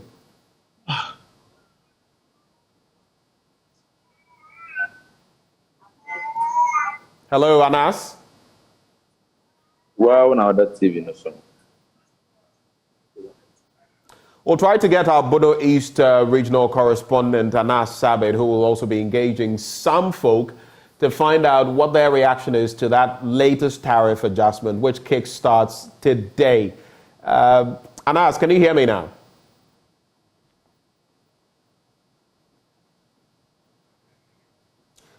Anas Sabit is our Bono East regional correspondent. Anas Sabit, can you hear me? I can hear you. What is the picture in the Bono East region as far as these tariff adjustments are concerned?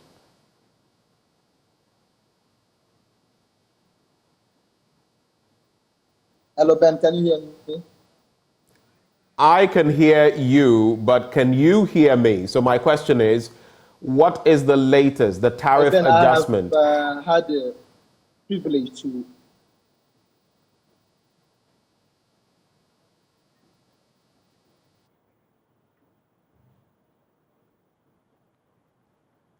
We'll try to reconnect with Anas Sabit on that matter. He started responding, but I suspect the internet connectivity is not the best, especially on the back of the weather. Let's try to reconnect with Anas Sabit and just find out what the picture is in the Bono East region. We've already heard from those in the Ashanti region who are lamenting the recent hikes. They say even before this latest tariff adjustment, they were struggling, that they used to buy much smaller sums. Now they're having to cough up a lot more money to get electricity, for example. They go on the trajectory of electricity. And of course, there is also the situation of the power cuts. And they are saying that is affecting them a lot, and that paying for utilities is going to be very, very difficult. So that is the situation from the Ashanti region. And they're saying with the latest tariff adjustment, it's going to be very stringent for them in terms of making the necessary purchases for utilities. Do we have Anas Sabit back? I was wondering whether we could maybe reach him on phone since the internet connectivity is not that good. But I'll come to you, Alhaj Abukari, on some of the comments that have been passed by those in the Ashanti region. Any reactions to their lamentations? Very much. I think this is anticipated because we are all Ghanaians and we know how the economic goes. What I would want to first of all state is that the commissioners who take decisions and the secretariat staff and the utilities board and their staff all pay raise, and nobody will want to pay more. So that is one thing I would want to establish. The fact is that we take a decision not to pay the reflective raise, and we pay through taxation. And I think in our earlier interactions, you mentioned the IMF. The IMF have to put in emphasis on quarter revision and adjustment of rates because it had accumulated a lot of debts because of some of these bold decisions that as a regulator you need to take. So if you look at our regulated entities, most of them are not able to service whatever loans they've taken to do investment. And you can see that one of the consumers mentioned about high prices and mentioned unstable supply of power So you see, these are two contracting issues. You want quality, and yet you don't want to pay a little bit, higher for it. So that is what I want to put on record. The second thing I saw that almost all the consumers, about 95% of the people who were spoken to, was like, oh, Nanadu, Huyemobo. What I want to put on record is that, look, it's high time Ghanaians put aside the executive aspect of the utility business. The utility business is like any other person who is involved in sales and purchases. They go and buy the power, and within the power industry, over 80% of the power we are getting normally within the supply plan are coming from private people. And these are people who have invested, private entities. These are entities that are invested and they want to get their money back. So there's nothing like they saying that, oh, because of economic, they will reduce it for you. So it has to be paid for. So either we pay for it through the rates as individuals who are using the electricity, or we pay through taxation, and that's the latter one is unfair because somebody might not be using electricity, but at the end of the day, the person will end up paying for the services of electricity that are the services for electricity that have been enjoyed by somebody without the person. And we all know historically where the country has come from. So we have to choose. Do we need a minimum revenue requirement to keep the utilities efficient so that we have these utilities? Let's be very mindful of the fact that if we continue at a point we run down, let's look at what happens in South Africa. A lot of industries will fold up. And when the industries fold up, there's a possibility to even be able to increase the impact, the negative impact on the employment situation we have in the country. The private sector contributes largely to employment to a lot of people. I always say that, look, as a regulator, we place emphasis on even most of the industries. Tema, for instance, when Tema goes up, we are not just looking at the outage alone. We are looking at the cost, implications on the industry. For instance, when they go off for, let's say, from, let's say, 10 o'clock up to 5 o'clock, their workers would have reported to work, they would have signed in, they are in there, then power goes off and they don't have power to work. So that means that they have to pay their employees for almost 6 to 7 hours that they have not done anything. Because if the machines are down, there's nothing they can do. So these are some of the issues that as a commission we always will look at before we are. One of them mentioned that because of they contribute and those things. Yes, sometimes in some of these compound houses, somebody takes the bill and doesn't share it equally. You don't even know how much. They just tell you that you are bringing hundreds of things. So in such situations, as a regulator, we need to investigate to be able to know whether the person is paying a reflective tariff. Because if I'm using only fan and bulb, and the lady mentioned that 2 points, I'm paying this. What does the point mean? What rate are they applying? So some of these issues are things we have to now do extensive engagement to be able to let people understand their rights and responsibilities. So for me, I think the various stakeholders, including you, the media, we should let people know that electricity is not something that maybe the executive have control largely over, because the major contributor is private entities. And the private entities, I know by law, are not regulated by the government, or the government do not have, maybe government can only come in to maybe assess in terms of tax rebates or maybe tax incentives.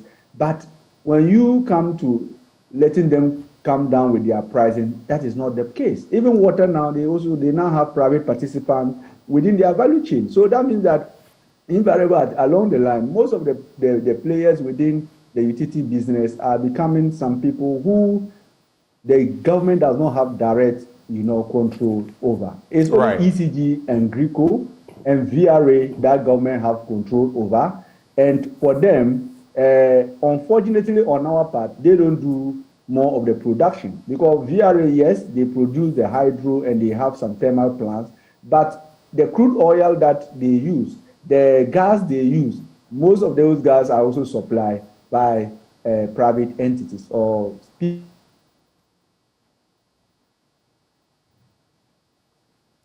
Unfortunately, we have an issue with Alhaj Abukari's connection. It appears the same malaise that affected Anas Sabit is impacting his connection. I'll take your final words, Mr. Marty, on this bit as we wrap up and look at what the tariff adjustments will mean over the next quarter.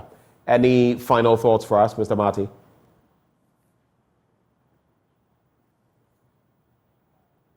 I think we've spoken about these issues extensively, and my only hope is that our customers will understand the current situation in which we all find ourselves, so that we all support each other. We are really working hard to serve the Ghanaian population very well, and we can only do that when they are also reciprocating by paying their bills promptly. We'll urge them to do that. I don't think now I can say that the PULC is not there to penalize either the customers or the utilities, and we are all working as a team. So let us understand each other. It's the economic situation and the other variables that we are all faced with, and so all will expect that let us desist from illegal connections and let us all pay our bills promptly so that we can serve each other well. I thank you very much for this opportunity this morning. Thank you. Thank you so much. Stanley Mate speaks for the Ghana Water Company Limited. Alhaj Jabaru Abukari is Director of Regional Operations with the PURC. We had, joining the conversation as well, our correspondents, Nana Bwachi Adam in the Ashanti region. He's with Love FM. And we had Anas Sabit briefly, but internet connectivity did not allow us to hear from him. Subsequently, we'll try to get what the reactions have been on that front. There are more conversations coming your way on the AM show, but right before we get into that, especially as we've been talking about water, well, we do know water is life. And the Wake is premium purified water treated through a strict purification process to ensure that every bottle on the market refreshes you better. Now, no matter the sizes you're looking for, 330 ml, 500 milliliters, 750 milliliters, or 1.5 liters, you are covered. But if you're looking for something bigger, for your office, for example, or for your home, they have 19-liter jar bottles that are apt for such purposes. All you must do now is drink Awake Purified Drinking Water, and remember, it is one for life. For every bottle you purchase, an amount is donated to the National Cardiothoracic Center to ensure that those who cannot afford treatment through our little contributions also are able to receive healthcare. It's another product by Casapreco Company Limited. If you'd like to purchase in bulk, just give them a ring on this number, 0262 351 251, 0262 351 251. Let me just look at a few birthday messages right before I knock off.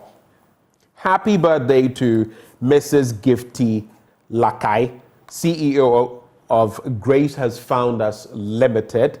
Mrs. Gifty Lakai, CEO, Grace Has Found Us Limited. You turn 50 today, and we celebrate you. From charity and all the staff at Grace Has Found Us, they want to know you are loved and appreciated. May God continue to raise you and enjoy your day. Mama Grace. Finally, as well, too, and this one comes from Ador Kluche, to Patience Asau.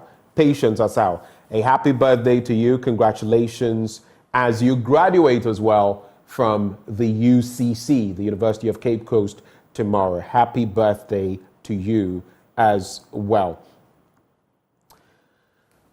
We'll take a breather, and when we return, we have more for you on the AM show. Do stay.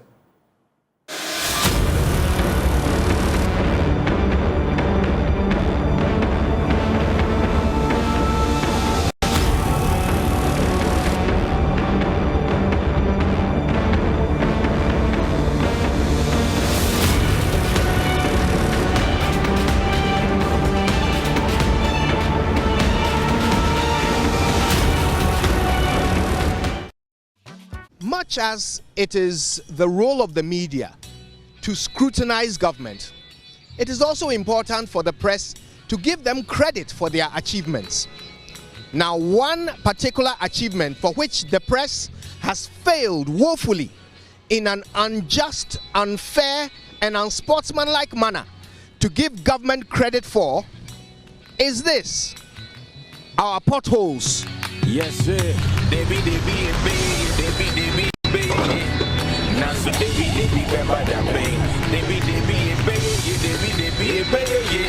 Just look at them. Deep, wide, jagged-edged moon craters peppered artistically across the asphalt canvas of our national road network, turning 10-minute journeys into 50-minute torture sessions, wreaking almost as much havoc on your spine as your shock absorbers. Yes, Ghana's potholes are one of the uncelebrated triumphs of leadership for which our government must not only be lauded, but applauded.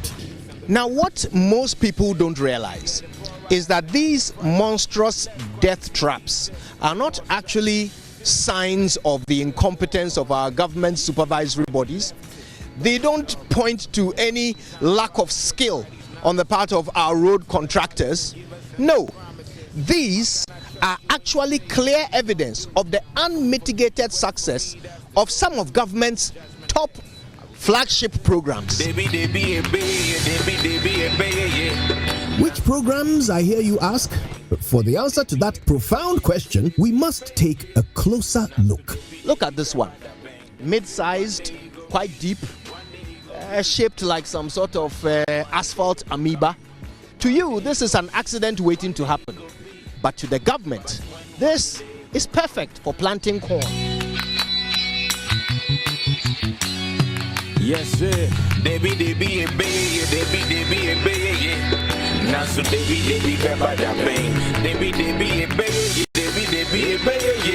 And it's not just good for planting corn. Potholes are perfect for rice plantation. Ghana for there are some sure I say when tea will be ready my temp. Tomatoes. Things need to be said and even cocoa. As the rainy season approaches, the true value of these potholes becomes apparent. They are perfect for a farmer in planting for food and jobs. So there you have it. If you have ever wondered why some of these potholes you see on virtually every road in this country of ours never get fixed, well, now you know. And that is not the only flagship program that government is delivering to rip-roaring success with these cherished and beloved potholes. There is also one village, one dam. Just think of the irrigation potential for the Planting for Food and Jobs project we saw earlier. And we're still not done. Look at this. Look at the deadly jagged edge of this particular beauty, shaped like the fangs of a village witch.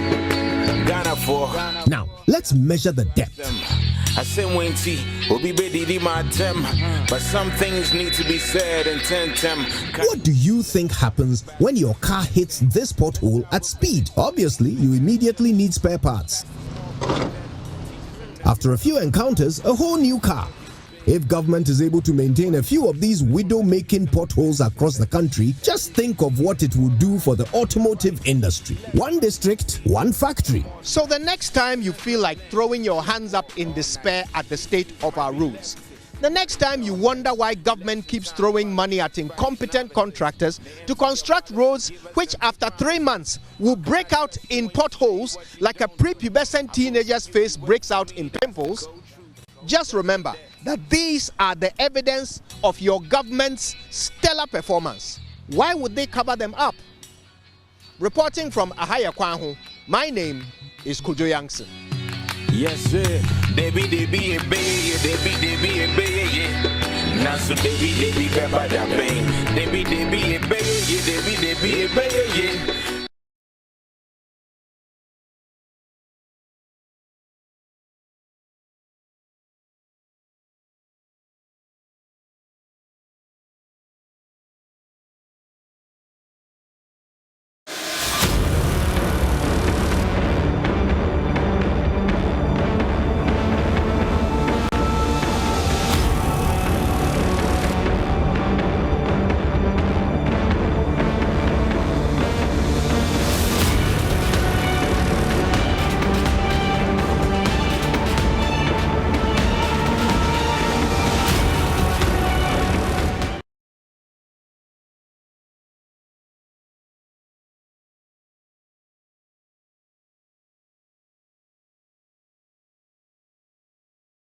Good morning to you. Thank you so much for staying here on the AM show. And what you just saw was a part of our Ghana pothole exhibition. You can be a part of it. Some of you have started getting interactive with us already. Get onto social media, take videos or pictures of the bad roads or potholes, pothole-ridden roads in your area, and let us have them. Hashtag Ghana Potholes Exhibition.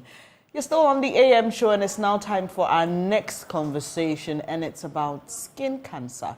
I'm sure you may have heard a little about it. There's a young lady who is campaigning to deal with an aspect of it which is related to skin bleaching, and she's joined me here this morning. Delasi Inin is her name, and she'll be telling us more about the work she's been doing and why it's important for Black people to love our skin and stop giving ourselves cancer. Hello, Delasi. How are you? I'm very fine, thank you. It's great to have you here. It's great to be here. And I'm happy about what you're doing. So I'd like you to first off tell us how this whole initiative started. What ignited that desire in you to embark on this campaign? Certainly. Well, it was two things. First of all, my initiative started back in 2016. And I was inspired after I was invited to a high school to do a career day. I'm a recording artist, so they invited me to talk about, some of the trials and tribulations and triumphs of being in music. And so, the kids were very enthralled and they were very, inspired. And afterwards, a few young ladies came up to me and said, we would love you to continue doing what you're doing and take it to the highest level possible, because we don't often see women that look just like us at that level. And, speaking to that fact, women like Beyonce and Rihanna, they're absolutely beautiful, but they don't represent all the diversity that Black beauty encompasses. And it seems as though the entertainment business in particular has a very narrow vision on what is marketable, what is beautiful, and what sells records. And that often doesn't include women that, look like me. And so these girls giving me that feedback really sparked something in me, like, wow, young girls are really dealing with a lot of pressure and a lot of feelings of inadequacy because they're not being represented. So a few months later, I came to Ghana for vacation, and I was invited to my uncle, the late Kofi Annan's house. And he pulled me aside and he said, your mom and dad tell me you're touring and you're doing all these wonderful things in music, whatever you need, let me help you. And I was like, well, actually, I do need your help, but it's not with music. He was one of the most prolific humanitarians that we've ever seen, and his work with the United Nations and outside of the United Nations has been so inspiring. He's left, a huge legacy behind. And so I asked him, Uncle, how do I harness just a small percentage of what you've been able to do in the world? I want to do more than sing and dance and make people happy. I want to make an impact. So he advised me to go home and think about what frustrated me and then use that energy to work towards a solution. So I did just that. And the first thing I thought about was colorism and how frustrating that is as, an entertainer in this business to lose certain opportunities because, you don't fit some narrow standard. And that led me to the health implications. And that's when I landed on skin cancer, skin-related diseases, and skin bleaching. So that's kind of how it all began. That's how it all began. Yeah. And I like the fact that you cite the entertainment industry, because that is where a lot of people are socialized. In this digital world, people learn about the rest of the world because of what they see in terms of information flow, what is projected to be beautiful. Yes. And even in Bollywood, it's a big deal. And I'm sure a lot of people do not even know that they are Black Indians. Yes. And I remember reading an article on that and how frustrating it was for Black Indians to be represented in the movie industry in India. Yes. And how even people have to lighten their skin further to catch up or fit the standard, even men in India. Absolutely. So it's not just a woman's thing, it's just about people not feeling comfortable enough in their skin. Yes, absolutely. So tell me where your work has taken you to, the kind of stories you've heard, and for you, what has been the most fulfilling thing so far? Okay, that's a great question. This road has taken me many places. You know, I try to focus on the youth in particular because they're the ones who are most vulnerable. They're the most impressionable, and they still have a chance, you know, because they still have their youth and their health. So they still have a chance to turn around from going down that road.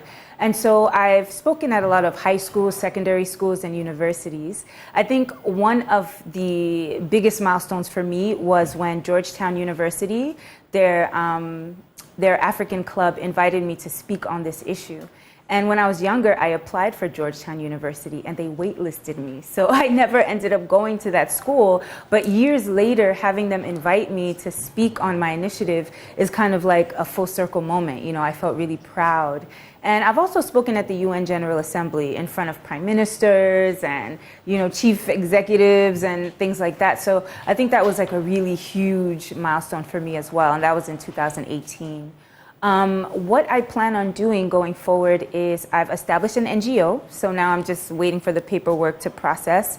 But Panela Foundation is the foundation that I'm working under. And I plan on doing a speaking tour around Ghana, ECOWAS, and then the continent, like some of the hotspots, South Africa, Uganda, Angola, and a few other places, and then hopefully one day globally, you know, because as you so rightly mentioned, this is a global issue. It doesn't just affect Africans, it doesn't just affect women, it affects women, men, children, on all corners of the world, honestly. And anywhere where there's indigenous people and Europeans have come and brought their colonization and imperialism, anywhere where that has happened, you see this bleaching trend happening. And unfortunately, doctors are telling us now that some women have started bleaching their kids from that tender age. They don't want them to be seen and said, oh, you look dark now, you're fair. You know, they don't want that kind of stigma attached. So they start bleaching the kids too young. I mean, bleaching itself is a problem. How much more a little girl? So I'd just like for you to share with our audience today what the risks are in terms of bleaching and how it will affect their health. Absolutely. Well, you know, one thing that people don't consider, because skin cancer has always been seen as a white man's disease, you know. So we that have melanin, and we've been blessed with all of this melanin, we tend to believe that we are protected from anything environmentally that can affect us with the sun. But the truth is, maybe 100 years ago that was true. Maybe even 50 years ago that was true. But today, because we've done so much damage to the Earth's ozone layer and we've depleted so much of it through air pollution, now we don't have as much natural protection from UV rays as we once did.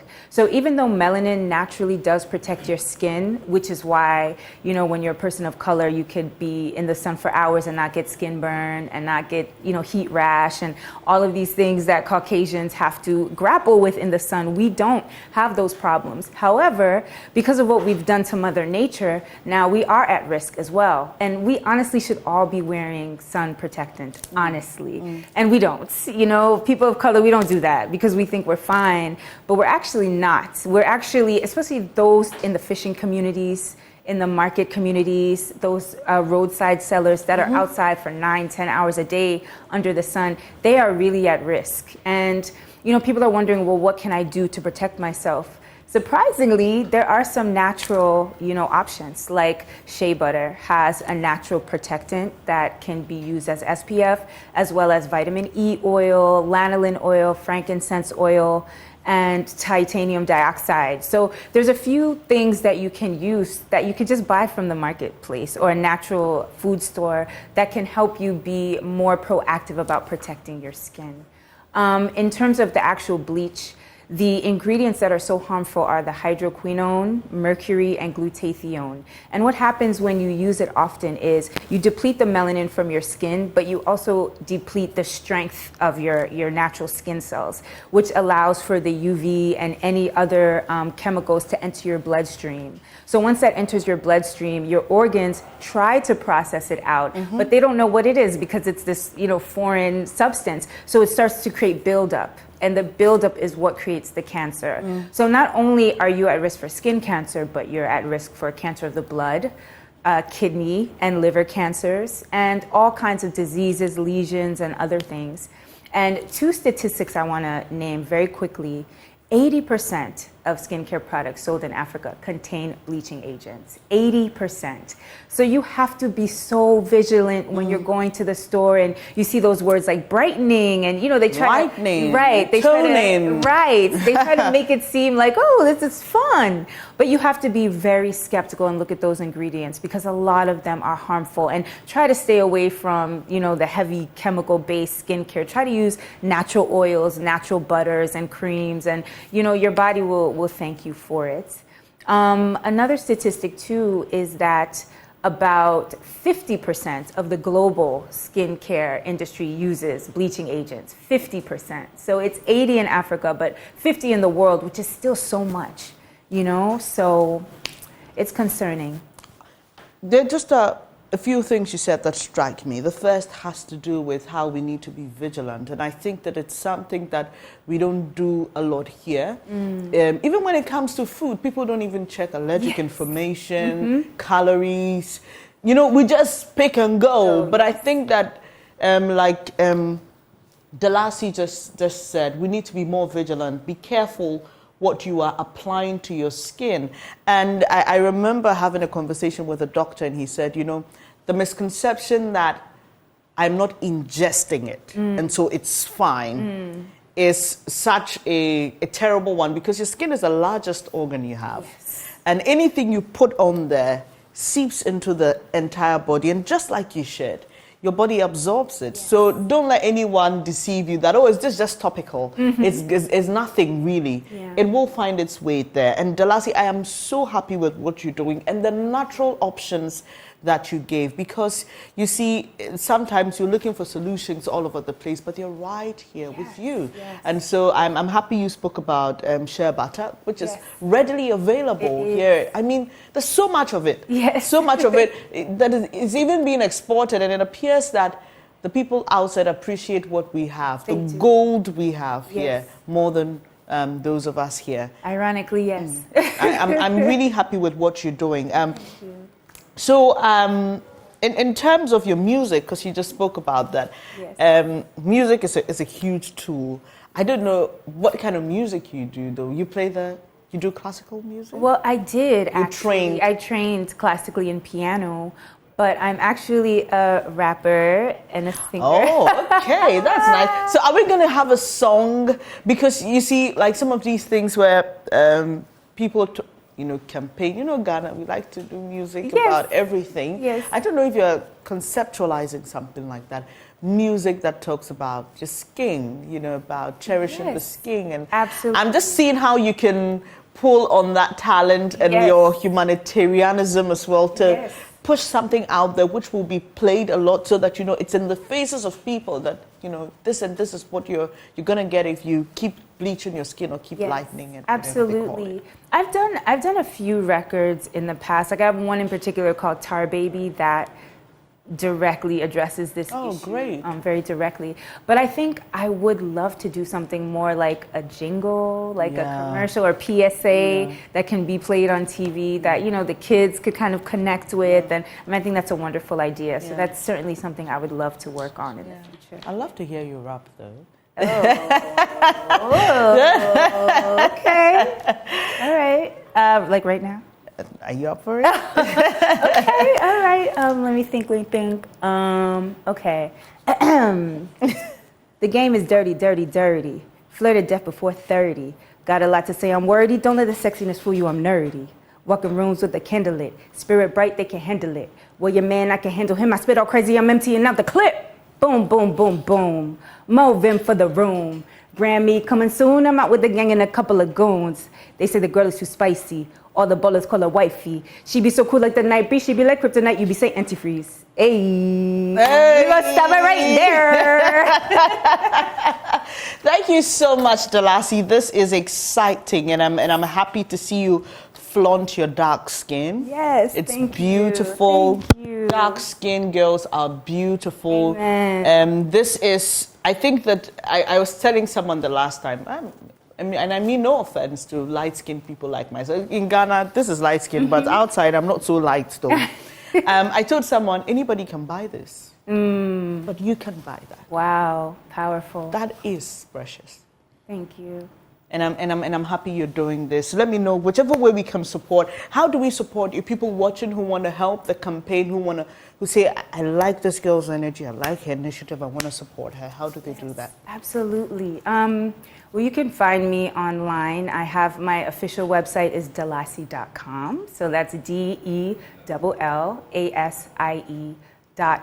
And you can just shoot me an email. Let me know in what capacity you would like to get involved. You can be a volunteer. You could give donations to the NGO, or, you know, if you have a venue, you want to do an event with me, or just anything that you can think of. If you want to contribute in any way, I welcome any and all assistance. Right. Because it's hard doing it alone, you know? I know. So. I know. And that's why I'm glad you're here today. Yeah. So, I mean, if you run a school, even churches, whatever it is, Delassie is up to speaking, sharing the knowledge that she has gathered on skin cancer, and also its effect on your health.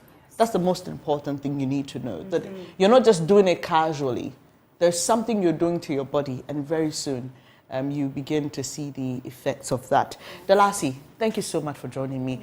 I hope to do this again with you, and hopefully we'll be out and about. Touring Ghana? Yes, you're home now? I'm home now. Okay, not going back to New York? No, never. Okay. Yay. We are pulling all of them back. This is the era of return. We've gone beyond the year. This is the era of return, and Delassie is doing some great work here. So listen, guys, I mean, there's no need sacrificing your health to look fair, light skin, tone, whatever you want to call it. Just be confident in your skin. Amen. Be confident in what you've been given. And it's beautiful. Don't let anybody kid you. Tell your young girls, your daughters, how beautiful they look. I mean, when you give them that confidence, nobody will take it away from them. Amen. This morning, I've been talking to Delassie Inin, who's been doing some great work there. She's speaking to young girls, not only in Ghana, but in the US as well, meeting girls with black, beautiful skin like hers, and encouraging them to keep it and rock it as it is. Like I said, we'll be touching base with her much later and let you know how far her work in Ghana goes. Meanwhile, I need to let you know that the Register of Companies is inviting all registered companies and professional bodies, rather, in Ghana to an important meeting to discuss new developments, and that is relating to the registration and regulation of their professional bodies as per the Professional Bodies Act 1973 NCRD 143. This will be happening on the 7th of June 2023 at 2 p.m. At Nathan Kwao Auditorium, Clocksack Building, Ministries Enclave in Accra. All registered professional bodies are entreated to attend this important meeting in the interest of their operations and supervision. All professional bodies are to present 2 representatives each, preferably the president and secretary, for the meeting. Please note that the ORC will presume any professional bodies in attendance or not in attendance as having ceased operations. And so this is just by way of information for you. Do stay here on the AM show. We'll be back with more.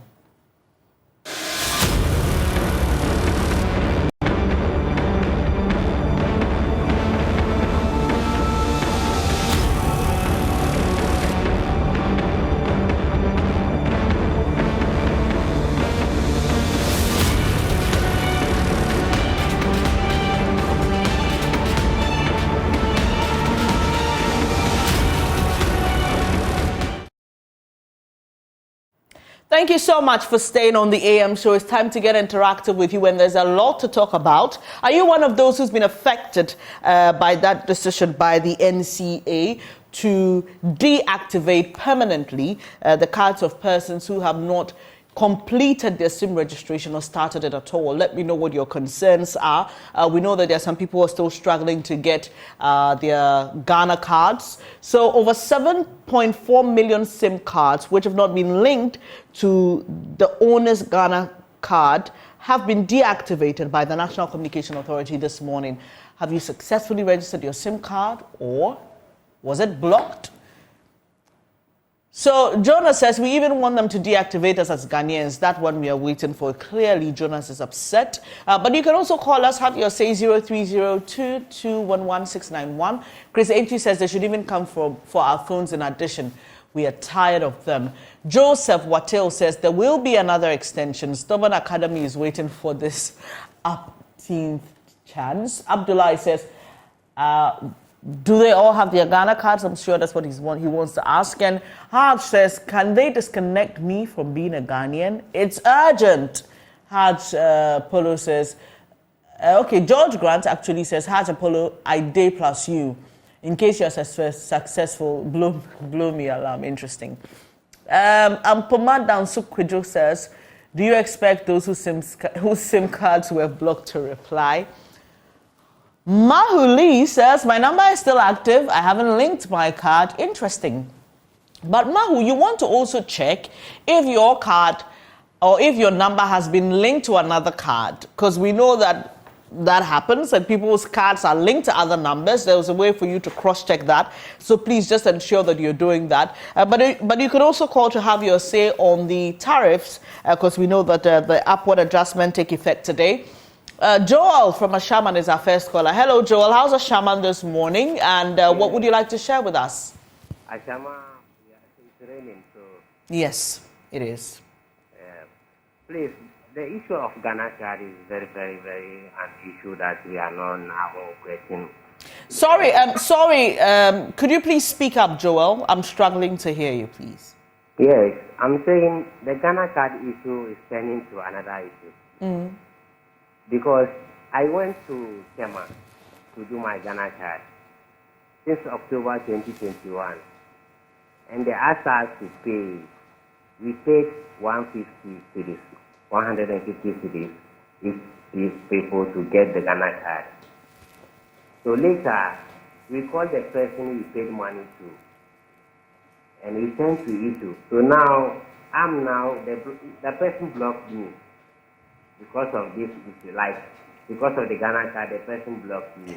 Where did you pay the money? Who did you pay to? Was it at a center? Did you know the person to be an official of the NCA or part of the Ghana card registration process? The person came from the office of the the person came from the office, and he was named Ameyao. So when he came out, he collected our money. He was in the queue. And he said, if you want the Ghana card fixed, you just go to the director of the office, then they will do it for us. Have you reported this issue to the police? I mean, because if you said since when, 2021? 2021 October. Okay, so what have you done since then to try and get a Ghana card or report the issue to the police? I didn't do anything, but we was in a queue, so we always call the person to ask about. So when you call him, he will pick the call and say, come on this date or this date. So he will report the date. But if you are giving him pressure, then he will give you a block. He will just block you. So what? Are you suspecting fraud? Yes. So Joel, I mean, I think this is pretty straightforward. You have to go to the police and make a case. But I'm asking about the Ghana card process. Have you made an attempt where your biometrics captured? Up to now, I didn't get the Ghana card. Yes, and I'm asking this person you paid money to at the center. After you paid the money or before you paid the money, were your biometrics captured? No, he said you give the money and fill certain forms. They was having certain forms, your name, your age, your location. And this is since 2021, Joel? Yes. All right. Well, I think this is pretty straightforward. You should report to the police. I don't know why you've not done that till now because you're in 2023.